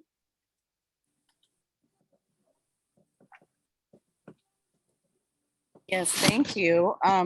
I am sitting 75 feet from Alpine right now. So if you hear cars in the background, that's what I'm hearing. So I live on Alpine Road. I'm concerned about all the projects that you are placing on Alpine Road. I would like to see them distributed throughout Portola Valley and not lined up here. If we look at Willows Commons, the firehouse, we look at next to Nathorst Triangle, we behind Roberts, to the right of Roberts, then we look at Ladera Church, Ford Field, and now Glen Oaks. I am hearing the trucks leaving right now, and it's pretty loud. So I am not for less than giving up a concession of 16 feet on Alpine Road. We as residents that live on the scenic corridor, we are told to build in 75 feet. So a high density builder can come in and get 16 feet. That doesn't seem right to me when we're working hard to protect the scenic corridor. So vehicle miles traveled. What does that mean? It actually is the number of cars and how many trips a day that car will take. And that equals emissions, just for an easy way to think about it. So how many trips does the car take? If they have 1.4 cars per unit, that seems like not enough. So I think we really need to understand that the state went from LOS, which is when cars are sitting idling in a line, we have an A through F reading on that. A being, oh, I can drive and it's flowing. And F meaning I'm in a big line and I'm sitting here and I'm idling and I'm putting out emissions. So the goal is to have less emissions, and the way I'm looking at this, with all these builds, we're probably going to be more like 1,000 more trips a day. I don't know. I think Stanford's 350 more trips a day. Probably that's a low estimate. So I think we really need to look at this. I am interested in the sheriff. That's my first point. I think we're underestimating how many trips per day each car will take. And we need to, if we're interested in reducing emissions, we need to look at other options. We do know that the buses are in August. We only have 2 bus lines now, and one's going to be canceled in August. And now the kids can only get back from Woodside High School and get back to Portola Valley. They will be taking away the morning bus. So we need to fight for our bus system. And once it's been taken away, it may not come back. So that's a concern that I'm interested in keeping the bus system, and I hope our town would also write letters and try to keep our buses, as well as our school system. The second one is, I think we're interested in getting sheriff reports from the last 5 years and where the hot spots and accidents are in this town. I live across from Los Trancos and Alpine Road. I see lots of accidents there. I helped somebody at Ford Field. There's a downhill at Los Trancos and Alpine Road where the bikes are going real fast and there's a blind turn there. What can we do about that? I think our town needs to ask for all the hot spots the last 5 years. I helped somebody at Ford Field, biker that got hit was somebody coming out of the parking lot and he was very bloody. So I don't want to see increased accidents with our pedestrians and with our bikes. I think we need safe routes to school and we need to get certified for safe routes to school. So that should be a goal of this town. I'm opposed to the parking lot on the scenic corridor. I noticed the Willows Commons also is showing a parking lot on the scenic corridor. So I think if we're gonna go real big, let's put our parking lots under our big builds in a basement. I don't want to see a parking lot and I don't want to see it closer to Alpine Road. Let's see, who is doing the drawings? And because I think they look like barracks. I hate to say it, but I would like to see better drawings. I think they were just placeholders, Christy. Yeah, those drawings were nowhere, they weren't even a first draft of anything. I think when you're presenting things to the town people and we're trying to get behind these changes, we can afford to do some better drawings. I'm curious who the architect is that's putting those in. Is Carter War helping us with that? I would like the name of who is doing our drawings. Because we want to see real aesthetic drawings that are appealing. I'm opposed to the two 250-year-old trees next to Ford Field. I always being demolished. I always pictured a nice cluster build around the trees and using the shade for the humans and for the wildlife as well. I'm concerned about if a build is 100% below market rate units, that builder gets 20% more units. So if it's 20, they're going to end up with 36. So I think everybody needs to realize that if we're building 50 and it's all below market rate, my question for Laura is, can 50 go up higher? Are we looking higher than 50? If so, we should be talking about the real number there. I'm concerned when you bring single family homes and you go from an R1 to an R3. R3 is 20 units on an acre. 20 units can become 36 very quickly if it's all below market rate units due to bonus density law.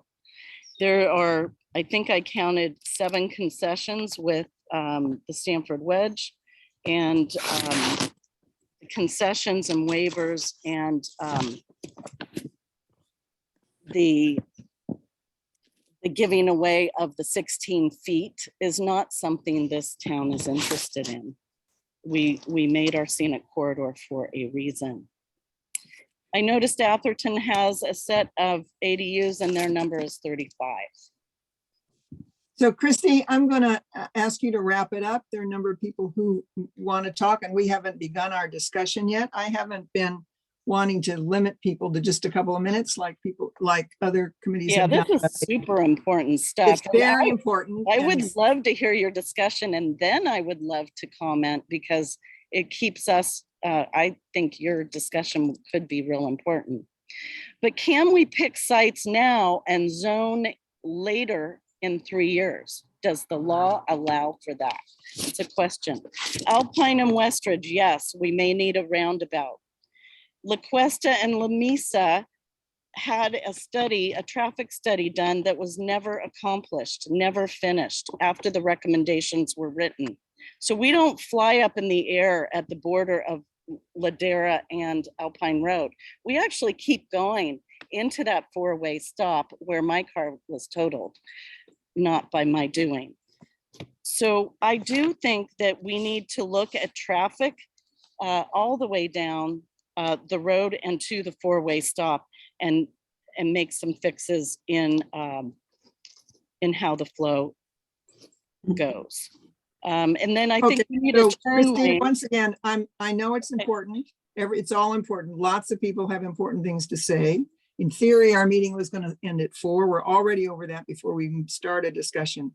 So I think I'm going to ask you to please stop now. And I'm going to request of the people who follow after you that you limit your comments to like your 3 or 4 most important priorities, because many of you have many things of concern and there's a lot of overlap in your concern.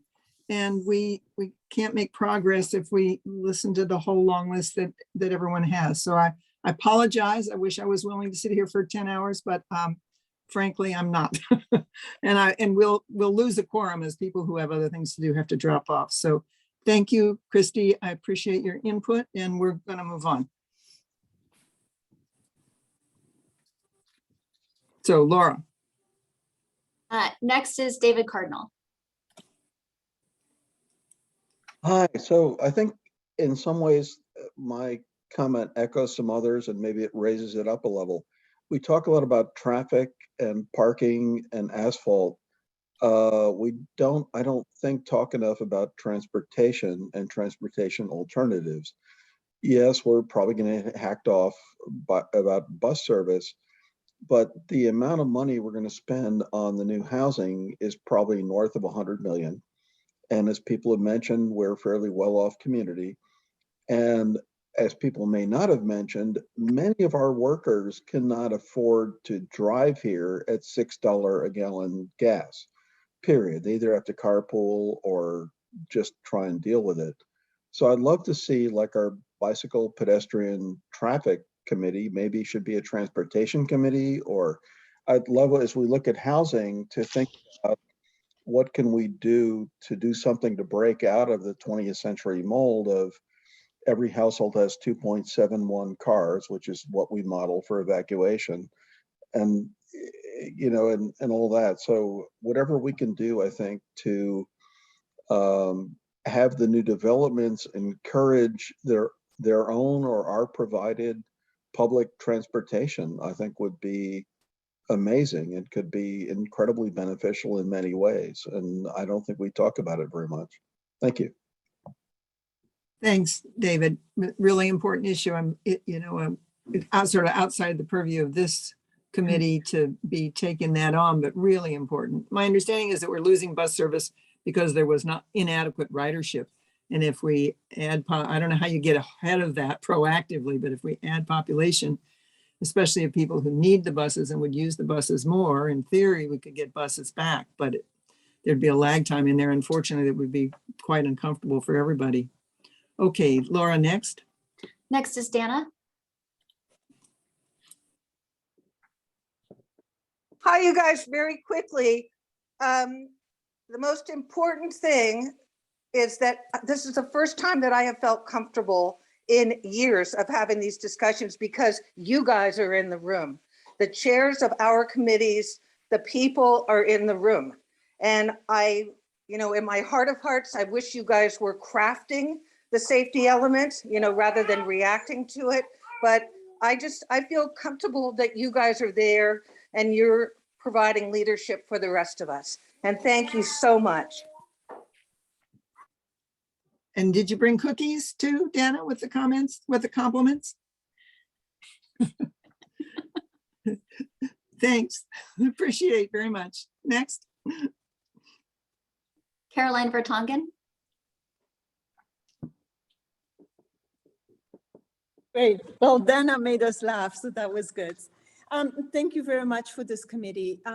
I wish that your committee had actually a chance to reside over this way before the ad hoc housing element committee, because what I found is I attended all these meetings. And so you have 15 new residents, and many of them have no clue what has happened. They don't even know what the general plan is. So I really appreciate the comments that everybody on this committee has made. And all I can say is these are the most important ones. I'm very disappointed by how the summaries are made that come out of that ad hoc housing element. There's many facts that are not being shared with the public, and it would make a difference. I will try again to send it to you guys if we can, but it's unfortunate. I definitely want to reinstate, yes, you hear it often, the state law wants us to update our safety element, but make sure we had a safety element that was established in 2010. And yes, you will read every 8 years you have to update it. Well, what happened? Why was ours not updated in 2018? And now we're way behind on everything. We're way behind on improving our infrastructure, on our public safety evacuation routes. Law, yes, well, our governor had a law on wildfire in 2015. Why was that not implemented? Anyway, I can go on and on, but I'm very grateful that at least there's a group of citizens who love this town as I do, and I hope together we will make an impact, because I am tired of all these consultants we're paying and they don't come back with the right visual impact or whatever, but we need to do something to save this community. Thank you very much. Thank you, Carolyn. Next is John Silver. Okay, John, your 3 or 4 most important, briefly. I'm unmuted, I hope. Yes. Okay. Just since I missed the very start, thanks for giving me that, Judy, but just I hope my comments are pertinent to the discussion. One is that I do think it's possible to have more but smaller units built in such a way that's an asset to our town, not a blight.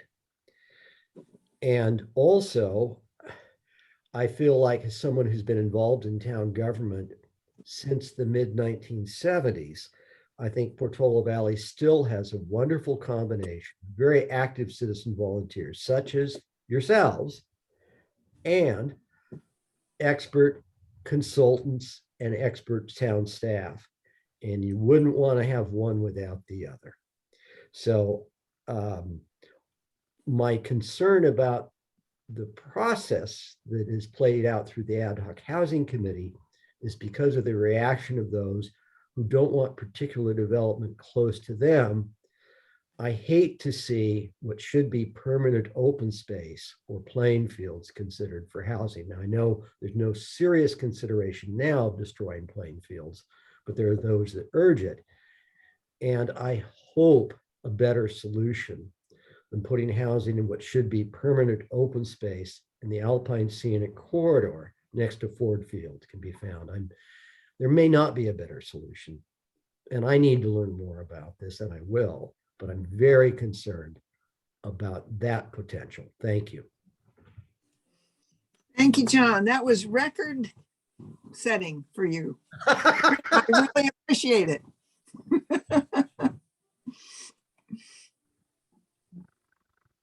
Okay, there are no more hands up at this time. Okay, last call for the public. 20 attendees. Okay, we have Louis Ebner. Louis.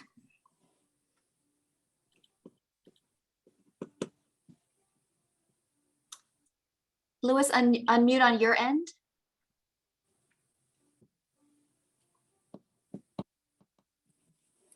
There you go.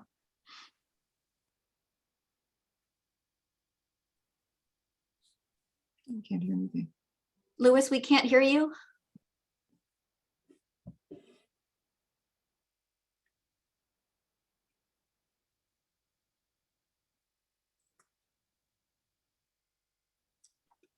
You're unmuted, but we cannot hear you.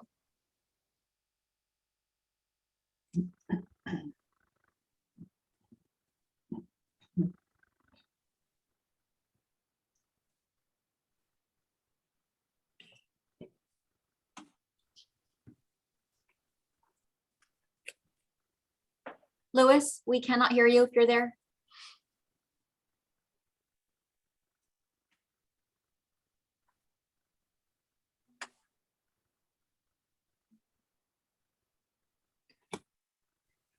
Okay, perhaps we might have to move along here. And then Louis, I would say that if there's something you can figure out at your end, I would make an exception and we can call you back into the discussion if you get your tech all in a row as we move forward with the meeting.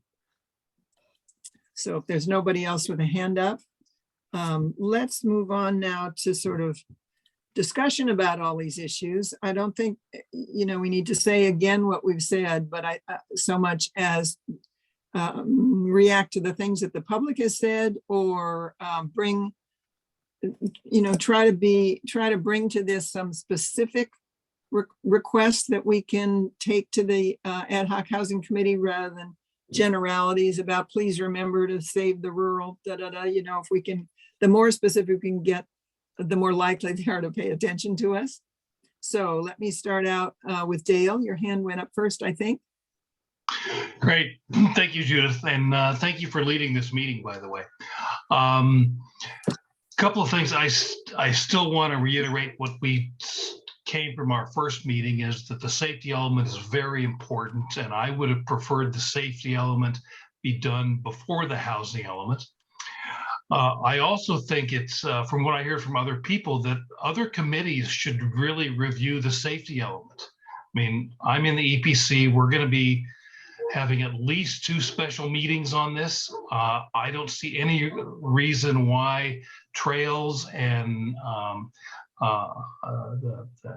the traffic safety committee shouldn't also be reviewing the safety element for the things that are coming up for them.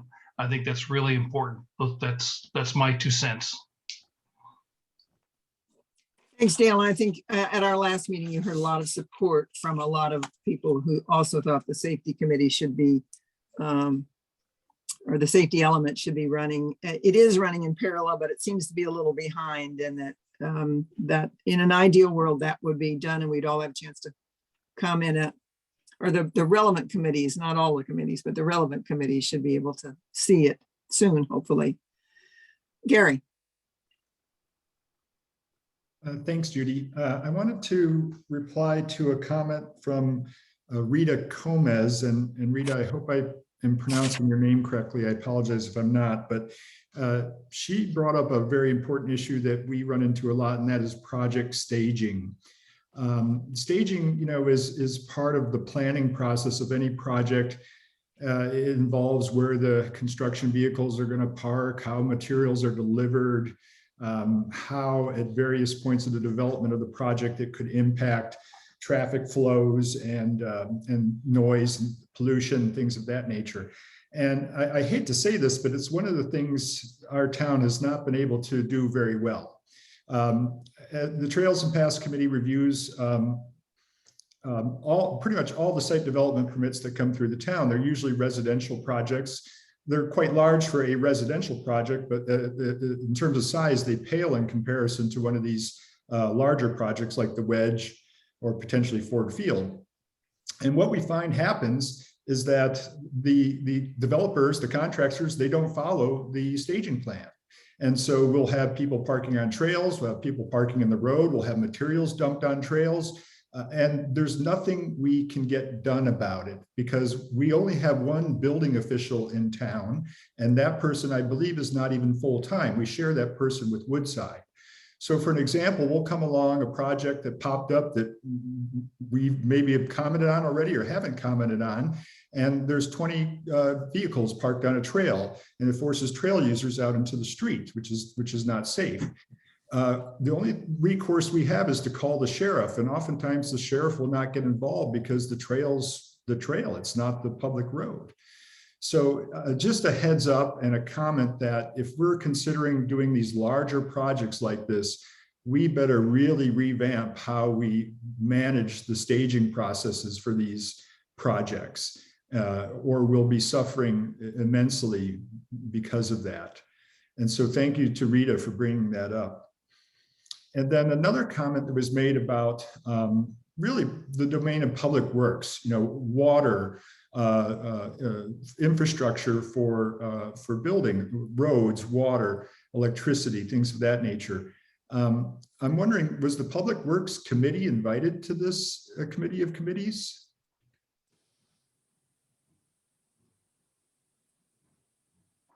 All committees were originally invited.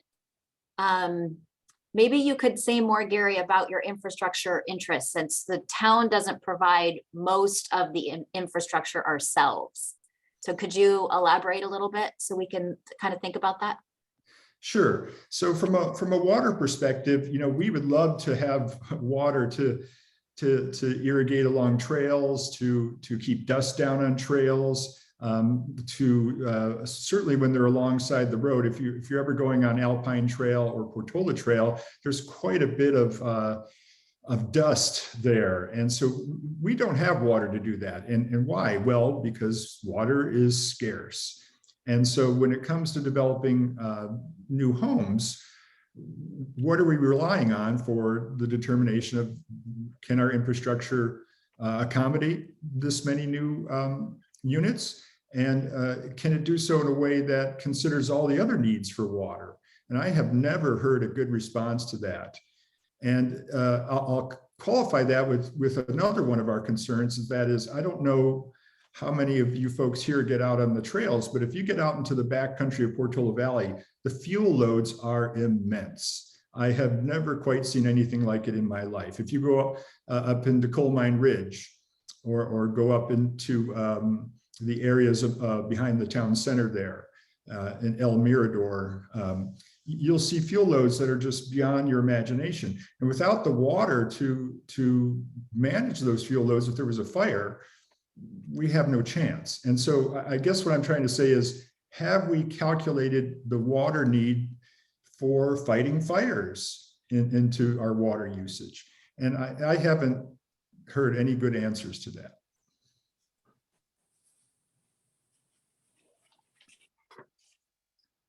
Thanks, Gary. I think maybe in the search for efficiency, what I'd like to do is, when someone makes a really good point that I think many of us agree with, rather than each of us as we go around saying, and I really agree with this, maybe I'll call for just sort of a little show of hands here to sort of move the process along.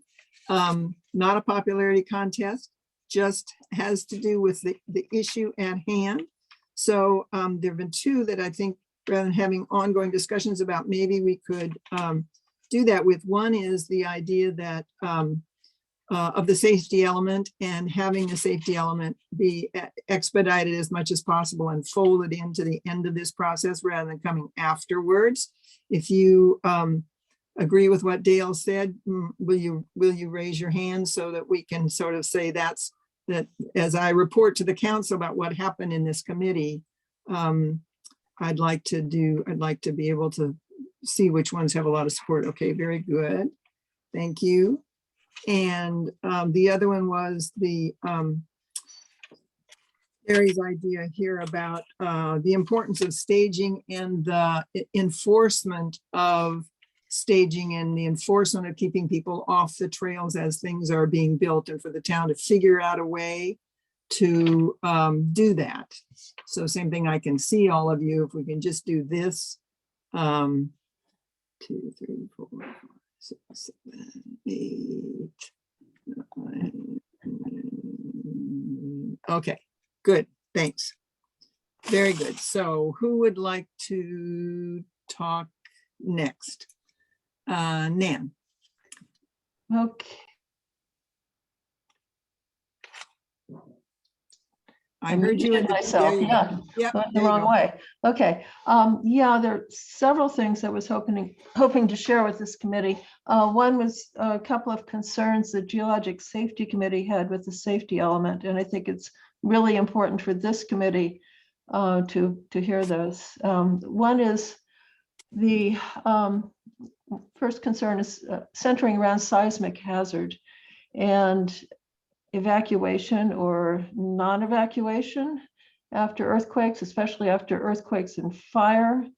The worst, probably the worst scenario is earthquake, large earthquake plus fire breaking out in town with the roads impassable for hours until you can get heavy earth moving equipment out there to smooth them over. So there will be backups on Portola Road, possibly on Alpine Road in several places, depending on which faults, if secondary faults get triggered by the San Andreas.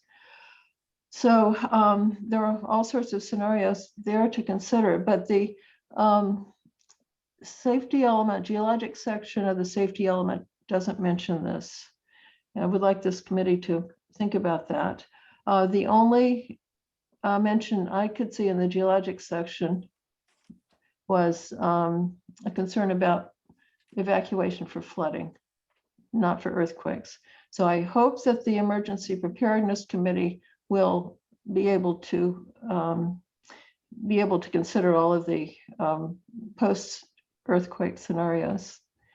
Okay, the other concern I have about the structure of the safety element is there are three elements: sustainability, geology, and emergency preparedness, and they're basically siloed.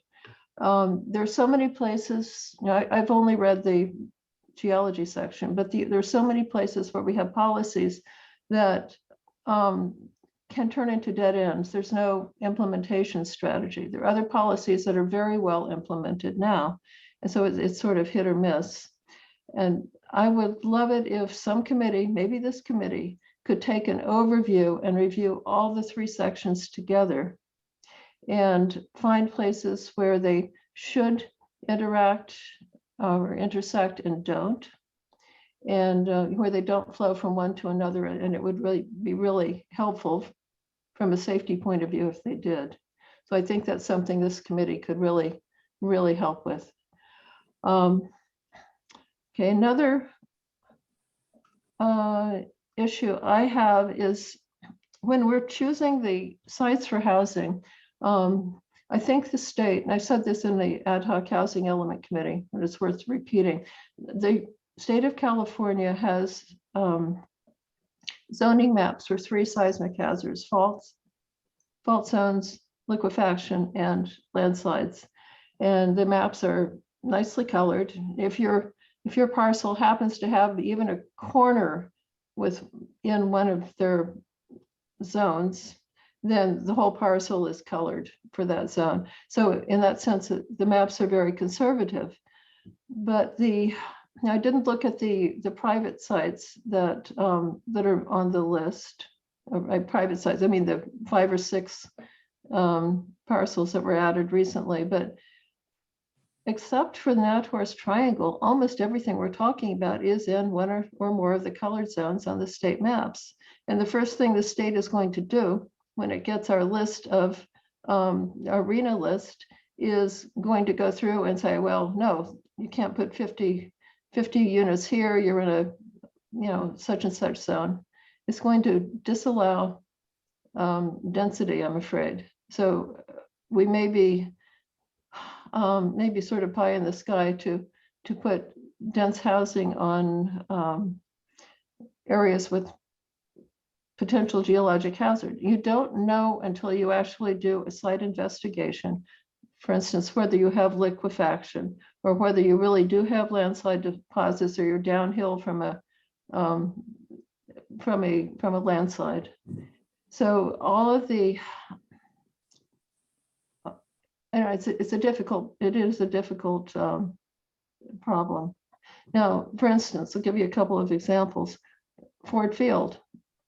Glenwood Farms, Ladera Church property are all in the liquefaction zone. It doesn't mean that you can't build, but it's possible the state will come in and say, well, you can't build at the density you'd like. The commercial area on Portola Road, 884, is in a liquefaction zone and a fault zone. And the land behind the town center, and if you're looking at the Presbyterian Church property, possibly, haven't talked about it, Neely property are in liquefaction and fault and landslide zones. So I think that's going to be an issue when the list gets to the state. The last thing is, if we really want to encourage people to build ADUs, we need to find ways to make the process easier and less expensive. And I thought one way might possibly be for the town to be able to contract with one or more geotechnical firms to provide the required reports for areas that haven't been built on and have to have the ground investigated at a lower cost. Because the cost can amount to, for the smaller ADUs, 800 square foot ADUs, it could probably be well over 10% of the total cost added on. And if there's something we can do there to lower the cost, I think it would benefit everyone. That's it. Thank you. Thank you, Nan. Patty Dews. Oh, wait, I'm sorry, Patty, before you start, Nan, just a little feedback. These areas of the overlap within the safety element, what Trails Committee and Conservation Committee sometimes have done is we form a little subcommittee that has a couple of them and a couple of us on it that looks specifically at a few topics where we really do overlap. Because in the past, before we started doing that, it's like they would have a plan and it would be well underway, and then we would learn about, we would get, wait, that doesn't fit, or vice versa. Conservation would want something done, and Trails would say, oh no, don't do it that way because it really impacts trails. So now we try very hard to be including one another as we move forward on things. And sometimes it helps to have a formal joint meeting of the committees, but more often you can do it with one or two sort of a subcommittee formed with each piece on it, and you can make that smaller group can make great progress. Okay, that's a great idea, Judith. Thank you. Thank you very much. I see Laura's nodding. Laura, could that be? Yeah, she says yeah. Could that be sort of informally incorporated into the process? Perhaps after the third committee is met. Your committee can do it.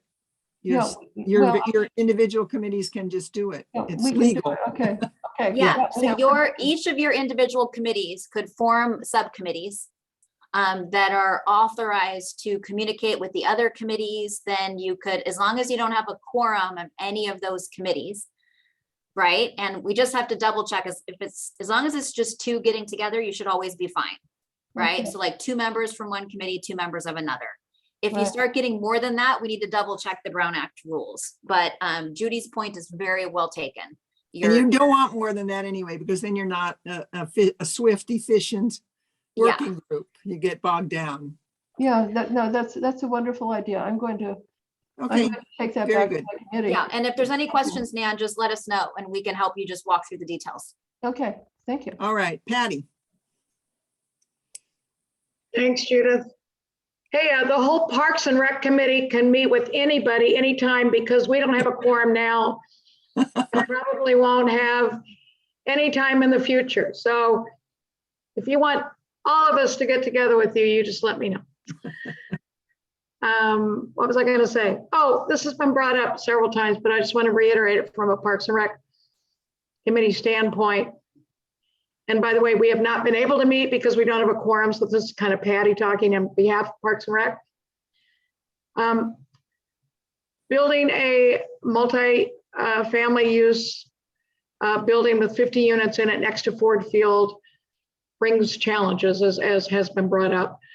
Number one is noise.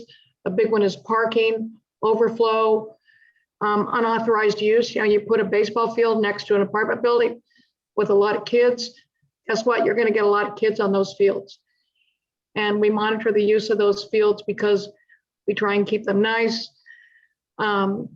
And we want it nice for the people that actually pay to use it. There's no bathrooms right now at Ford Field. We are trying to resolve that. We've applied for a state grant. But if there's overflow parking in Ford Field because of the large housing next to it, there's no bathrooms there. There's limited trash space. I mean, you're just going to get, I think, significant parking and noise issues that you cannot control, that you need to be able to, that we need to be able to address and monitor.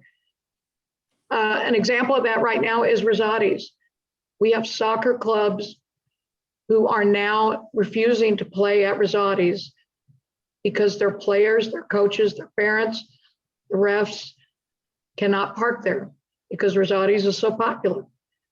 And I'm happy that Rosati's is popular, but there's no parking. And so that limits recreational facilities for people in our town and people in other towns who rely on our facilities. My fear is that's going to happen at Ford Field as well. And I apologize, my voice is going. It's not because I've been yelling at this meeting. It's from the Warriors in the fourth period, and I just want to say that. Anyway, I have been in all the meetings on the housing. I do not like the option of building at Ford Field, but quite frankly, I do not see an alternative in this town. There's just limited space, there's limited availability. So I think we have to do the best possible thing that we can do and understand the issues up front and be able to plan for them. I think that's all I'll say because that's all I have the voice for. Take care. Bye. Thanks, Patty. Save your voice for cheering, huh? So that's another topic that many people have brought up. So I think maybe I'll ask for another show of hands about people being concerned about the something high density right next to Ford Field and how all the various impacts of that. And I understand that towns do it routinely, but you know, we're not your average town. So if you would like to say that. Okay, thank you. All right, let's move on here. So Patty, your hand should go down. Ed. Hi, folks. Can everybody hear me? Yes. Good. We're having a great discussion here. It's all going along swimmingly. But I wonder, I really have a couple of fundamental philosophical questions about this whole process. Brought up to me, I'm afraid you may lose me. My laptop battery is probably about to die here, so I'll be quick. At this level, I wonder what purchase the committee's opinions can really have on the housing element process itself. In the large view here, we could talk about large grand concepts and those things, but how do those things actually get a purchase on the real process for the housing element? We'll come back, there'll be another presentation from the town about how the element process is progressing, and then we'll talk about it again, and the same thing will happen again at the next meeting. When we finally got to the position, and I'll use Stanford Wedge as an example, but I don't want to go into depth of details of it. We come back with the draft EIR, and even if our committee could meet, which it can't, because we also have a quorum issue, we were told, oh, well, this is a planning thing and a draft environment and impact can only be reviewed by up to 5 meetings because it's meeting the housing element and RENA and all the other different categories for affordable housing. And that you can only have 5 town meetings on the subject of these things. So I wonder where actually do we fit in, and how do we make sure that committees can have the viewpoint and the purchase and steerage on the issues that we're actually looking to face here? Because I feel like we do a lot of talking, but I don't know how that, I don't want to use the word grip, but that steerage, that leadership, how does that really work? Well, last time this committee met, I made a report to the council. I tried to include, I didn't include everything that everybody said. I tried to coalesce it, which is one of the reasons I'm asking for this sort of hands up thing. And because the council is the decision-making process in the end. And I think I made a presentation to the ad hoc housing element committee itself. So they heard our concerns. How we get them to incorporate our concerns, which is the big question, is, they do what they do. But I think all we can do is, come together with sort of a show of strength about the committees in town agree on this. We all think this is important, and say that to the housing element, and say that go to planning, and say that to planning. I'm there as the chair of, and we think this is important, and we do that again at the council and hope that it has some influence. We're very restricted in many ways by what can do. I think Well, we absolutely are. I virtually mean, everybody in town is horrified at the idea of Ford Field Park being used for housing, and yet, many Yeah. people feel backed into the corner like there's nothing else we can do, and it's a tragedy, really, but there you go. But I think we need to keep saying it's a tragedy, because all along the way, potentially somebody else could come up with another idea, and if it was a good idea and would fly, I think the committee would hear it, or planning would hear it. So, but again, I'd like to reiterate the view that that seems to be informing to me, is that we can talk about things at the very large scale, but without very much specificity. But it then gets more difficult as you get where we get to specific things, and then there's a kind of a close down and a inability to discuss them at that level, because I felt like at our last meeting the rug was kind of pulled on that. We were not allowed to discuss the draft environmental impact report, and so it feels like there's very limited number of opportunities to act and actually express a viewpoint and allow residents to express a viewpoint through the debate of our committees. So I'll stop there. Thank you. If I could, through the chair, I want to create a distinction for people. We're talking about two different types of things. A housing element and a safety element is where the town is creating its own policies that will be implemented into the future. So there's a certain set of rules and laws that go with that, creating future policies. Then there are development applications such as Stanford, where the state laws are very restrictive about what we're allowed to do. And so they are two separate categories. And I know sometimes that's confusing, but the rules that we have to follow are different for those different types of initiatives. We have a lot more authority, the town does, over the things where we're creating our own policies on what the process is going to be. So to Ed's question about the process, if there's questions about the process, those best rest with the council for the process of the housing element. And then we have Council Member Sarah Warnikoff has been in the audience, and she raised her hand. So I'd like to allow her to speak if that's okay, Judy. yes. Thank you, Laura. I just wanted to make a comment. I've been listening, and I think there's been a lot of great feedback here. I wanted to kind of circle back to comments that I heard from Judy and Patty, that the housing element has been a really, complicated, long process where the community members who are on that committee have looked at a variety of different things, have heard from a variety of different pockets of the community that have been concerned about this or that.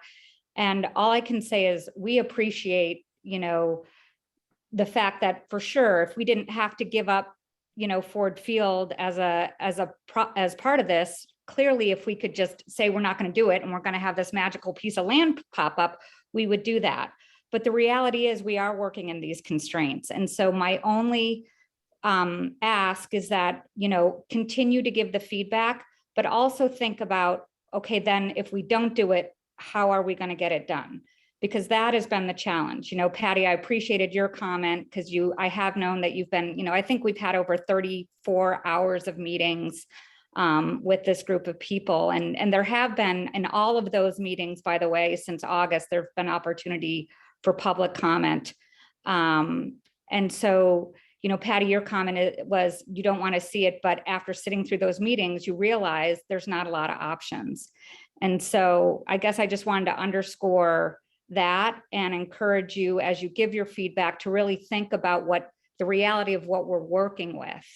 And, can just consider that in the context of your feedback, I guess is all, because we have to find a solution here. And the committee has been working, very hard to try and react to the public feedback as it's come in throughout the process, month over month, meeting over meeting.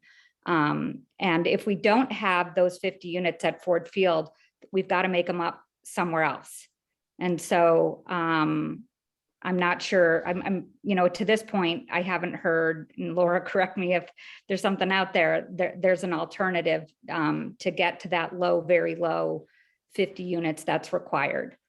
So I just wanted to make that comment. And again, thank you guys there's been a lot of thoughtful feedback in here. And Judy, I know that you will, bring it to the committee and to the council in a thoughtful way as you did the first time around.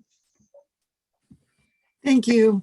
Thanks, Sarah. I'm glad you chimed in. Yeah, I've been actually to all those hours of all those ad hoc meetings too, even though I'm not on that committee, and other people in town have done that too, just logged through it with you because it's so important. And it is, yeah, we understand that as you get closer and closer to the end, the path gets narrower and narrower, and you have to make choices that no one likes, and it's too bad, but there we are.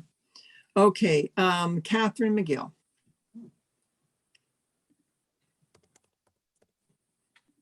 Hello.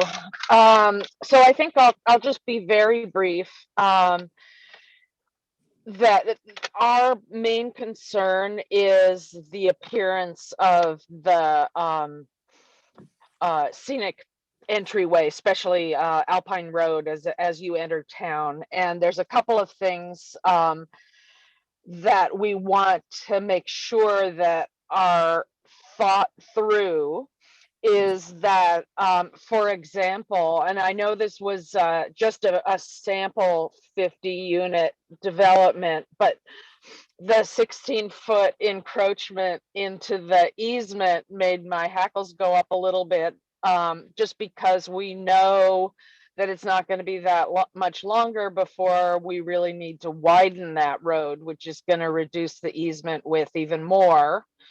And so we really want careful thought to go into that scenic corridor, and in particular to ensure that in places where there is parking, in particular in places where there's parking, to use native planting within the right of way as a buffer, visual screen from at least the parking lots and things like that.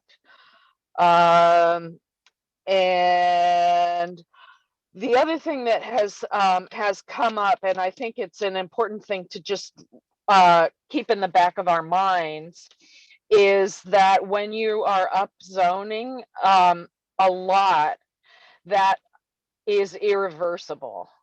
So if if we were to lead with upzoning a bunch of lots, and then the state came back and said, well, we really don't need you to come up with that many units, we would maybe in an awkward position if we'd already upzoned something that could not be recovered. So that's the only thing, is to kind of deprioritize or slow walk the things where you have an irreversible outcome.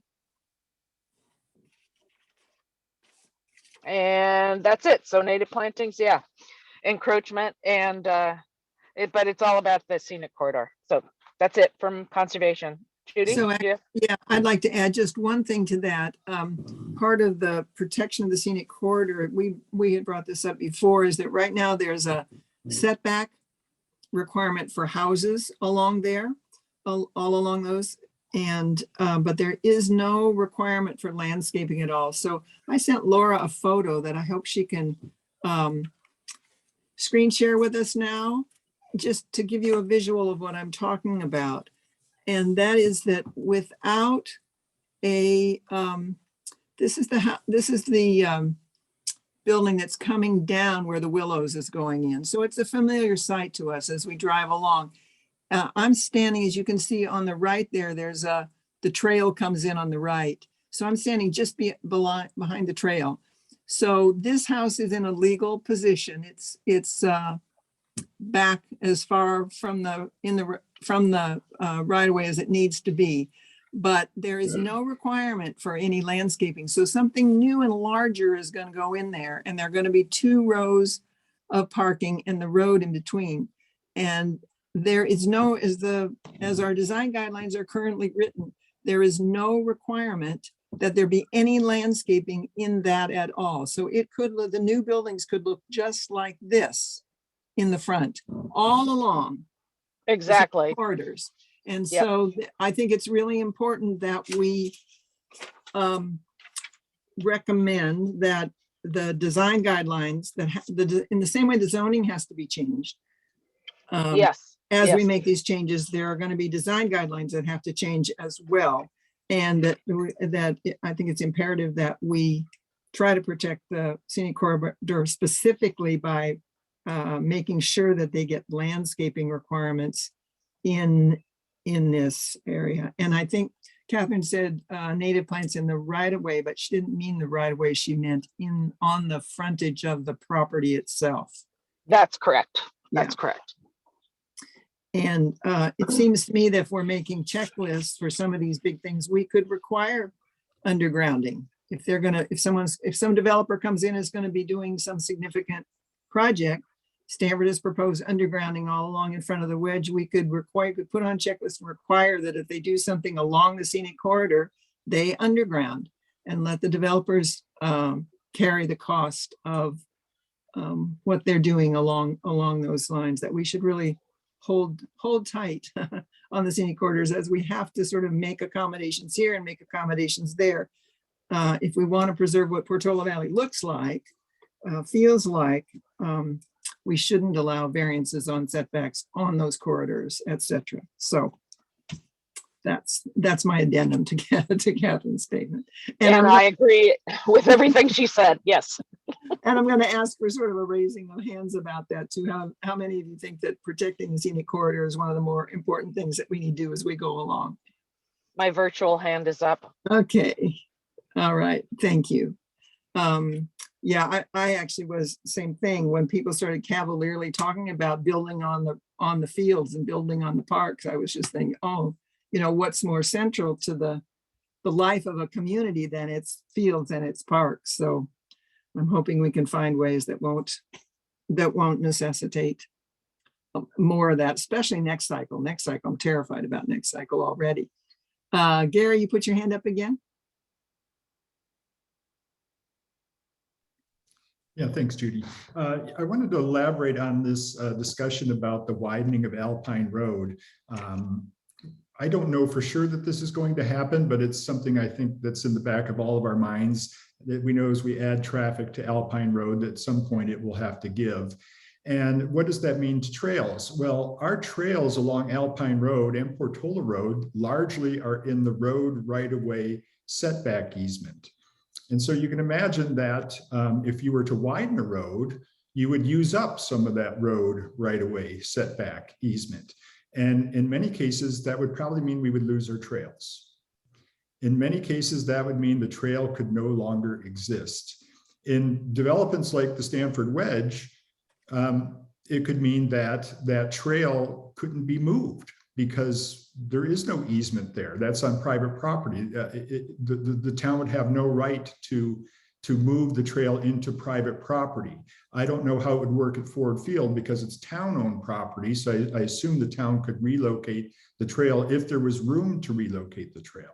But along the Stanford Wedge and along Glen Oaks, we cannot get an easement for a trail unless it's done so as part of the original deal for the development. And so if it's not considered at this time that the road would be widened, we will likely lose our trails. And it's that simple. And so I think that should be well recognized. It should be considered by all committees involved in working on the housing element. And there should be mitigations for that. It's one of the feedback items I gave to the DEIR for Stanford. But the Trails and Paths Committee is extremely worried about that. And this is not just isolated to Alpine Road, it's Portola Road. It's, the major thoroughfares along a scenic corridor could lose their trails if we widen the road without a plan to deal with the trails now. And that's troubling. Laura, is that something that could go on a checklist? Is that too huge an item to put on the checklist, that if someone is building a development that would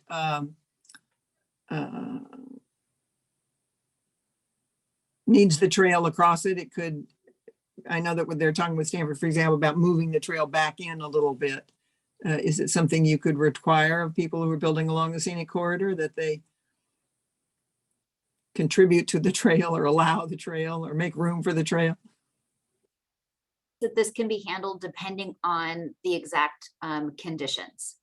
So your point is very well taken, that this has to be thought of and planned for in advance.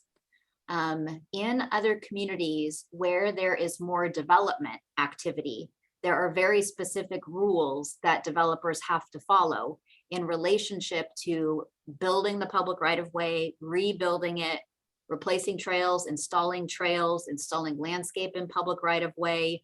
In other cities, it would be streetlights and sidewalks. Obviously, that's not the case here, but there are standard practices that can go into play so that developers have an obligation to participate in the either construction or maintenance of public space. But all of that has to be created because we don't have that kind of history or policy in place. So these points are very well taken.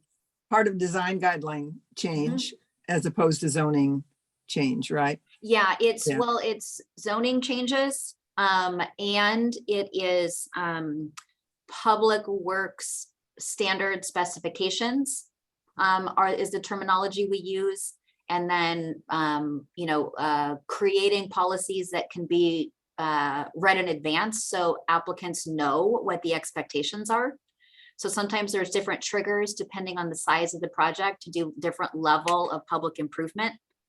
But this is something we have been talking about. So Howard and I have talked about it for other projects. And like an example for the Stanford project, again, just as an example, we're requiring them to, they're basically giving up a little sliver on the south side of the road, which they also own, to make sure the whole right-of-way is wide enough in front of their whole project, to make sure that there is enough right-of-way to give the town options in the future related to lanes, evacuation, trails, all those things that we're thinking about.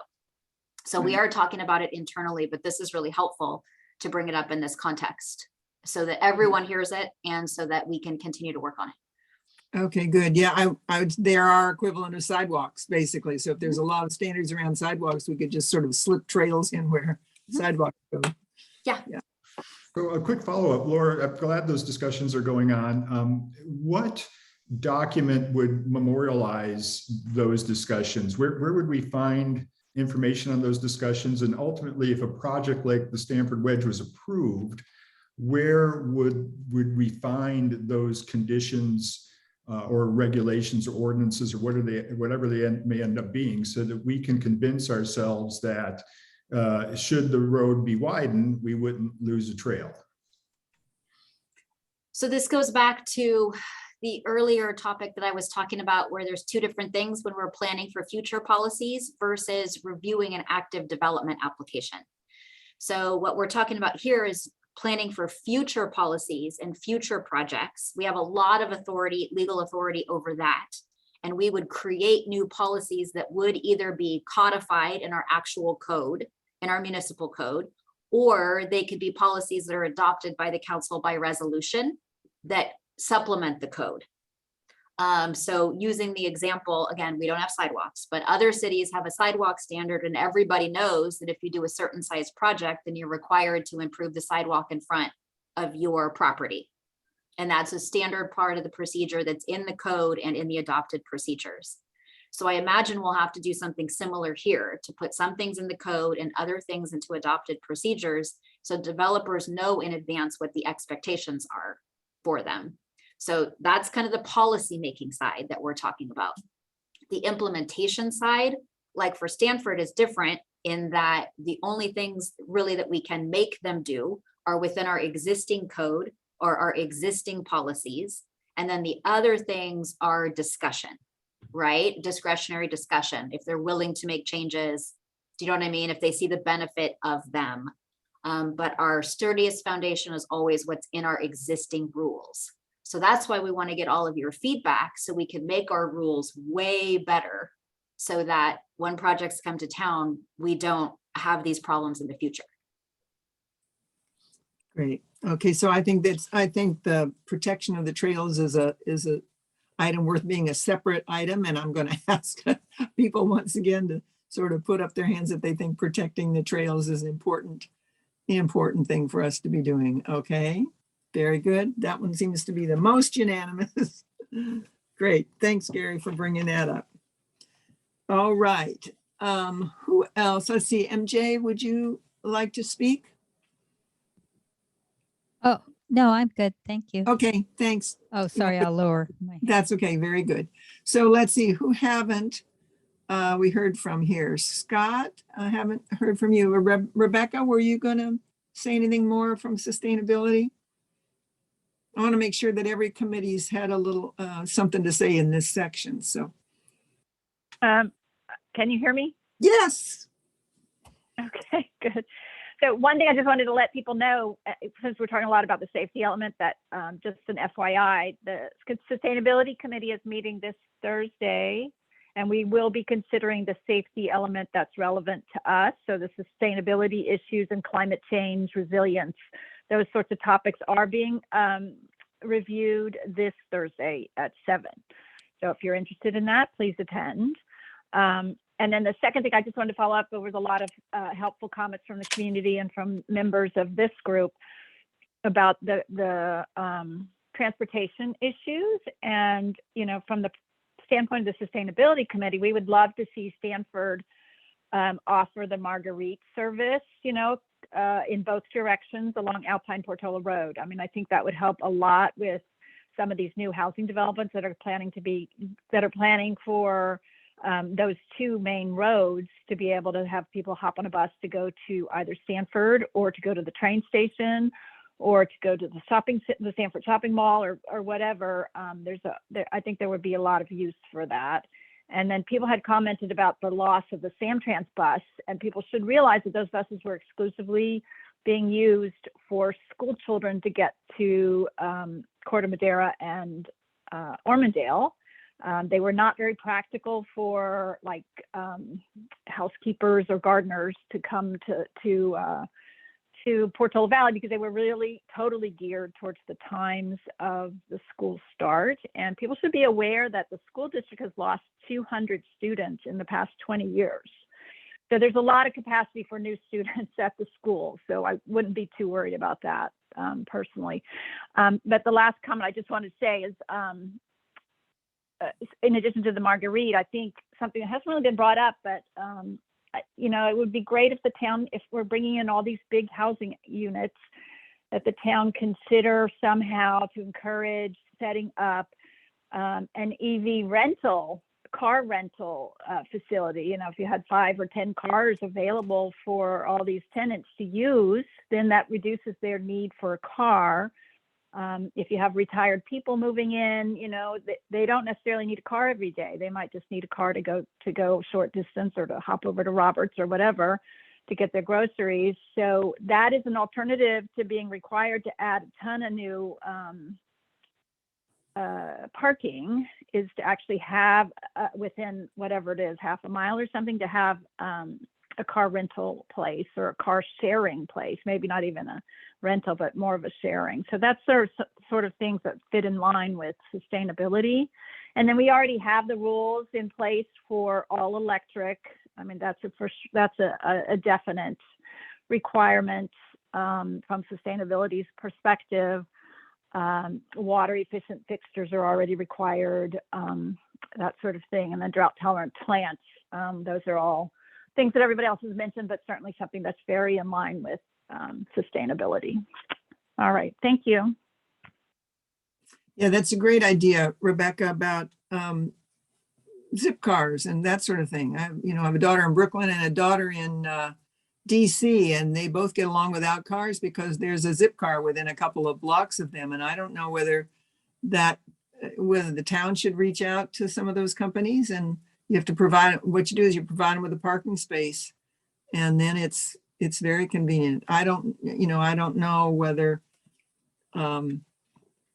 it would get enough use in the town for them to justify it, but certainly if one of these housing projects went in, the same thing, we might have that on our list. If you're going to build more than X units, you have to provide a zip car space. It's something we're thinking about. I don't think we thought, there's been talk about getting the bus back, but this is a more rational solution in a way because it could be geared to the smaller use. Okay, and is there anyone who hasn't spoken who would like to speak? I don't have absolutely everybody. I guess I do have everybody on one screen now. Anyone who's feeling compelled to say something else they haven't already said? All right, then. I think maybe that's it. Do we make it through our agenda?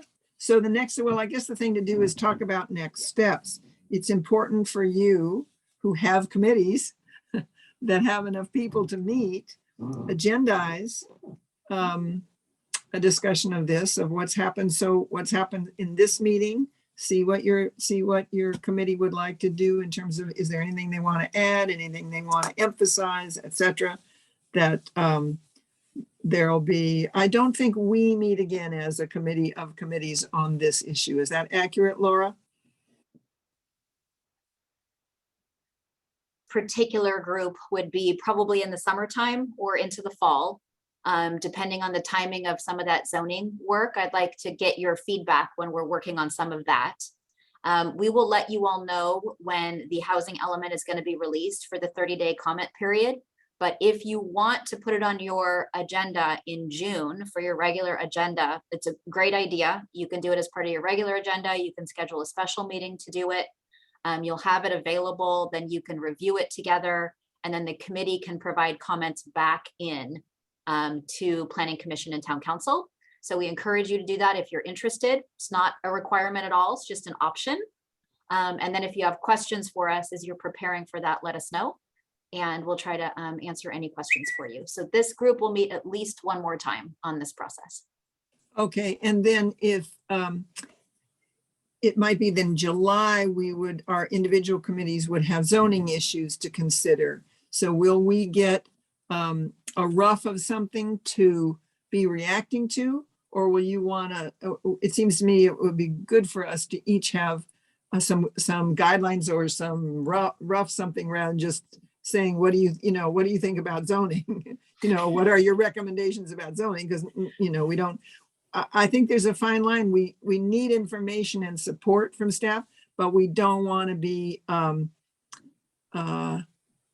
guided's not the right. We don't want to be channeled by staff, but we need information. Yeah, we don't want to produce anything that's too baked before you have a chance to get feedback into it. Exactly. So we'll be working on, we're really focused on getting this housing element draft out. And the zoning code is really a true next step for us. So we're going to focus on getting the housing element out. We'll be working up a plan for the zoning code amendments, and then we'll be in touch to let you know what the plan is. Certainly our intent would be to give you enough to respond to. You know what I mean? Some key concepts, maybe some basic graphics, so that you can give meaningful feedback and tell us, what we're missing. And then when there's full drafts, you would have a chance, if you wanted to, on your committees to comment as well. And so the zoning is our draft changes, because in many ways, if we're zoning to allow this housing element report to become reality, we don't really want to change the zoning before our plan is approved, right? Because you don't want to do anything irrevocable, especially something like Ford Shield. Right. I mean, if it turned out that by some magic, there are things you could change that wouldn't be the end of the world if they happened or didn't happen. You could change the zoning, you could allow some upzoning, you could make the tweaks to commercial that we've talked about, and then people can follow through or not if they didn't need to. And there wouldn't ever be a major disaster sort of because you couldn't downzone it. But if we gave up Ford Field, if we didn't have to, that would be a huge on the whole town. Yeah. Right. Okay. So Yes. the way that we have it scheduled right now is we'll be working on the zoning code amendments, and the housing element will be with the state being reviewed. And when it comes back from review by the state, we do expect to have to make more revisions. But we can't wait to do the zoning code until I then. understand. We have to get started. So everything will be a draft at that point. And Good. then the exact timing of how it gets adopted is going to depend on what comments we got and what is the best legal choice for the town, because there's different consequences for different things. That is very boring, that I will not bother you with, but we're trying to work out the best timing to retain as much local control as we can. Great. Is the short version of the story. Very good. Yeah. So it's clear you need to plan for it, but you don't push it off the bridge until after you know that's exactly what's needed. Yes. Very Yep. good. Okay, then I think if no one has any objections, I think we're done. You can. Yeah, I want to thank you on behalf of the staff consultant team. This has been a really great discussion. We appreciate all of your expertise and the way that you're collaborating together. This is exactly what we were looking for. Thank you very much. Very good. Take care. Thanks, everybody. Appreciate Thanks. your comments and input.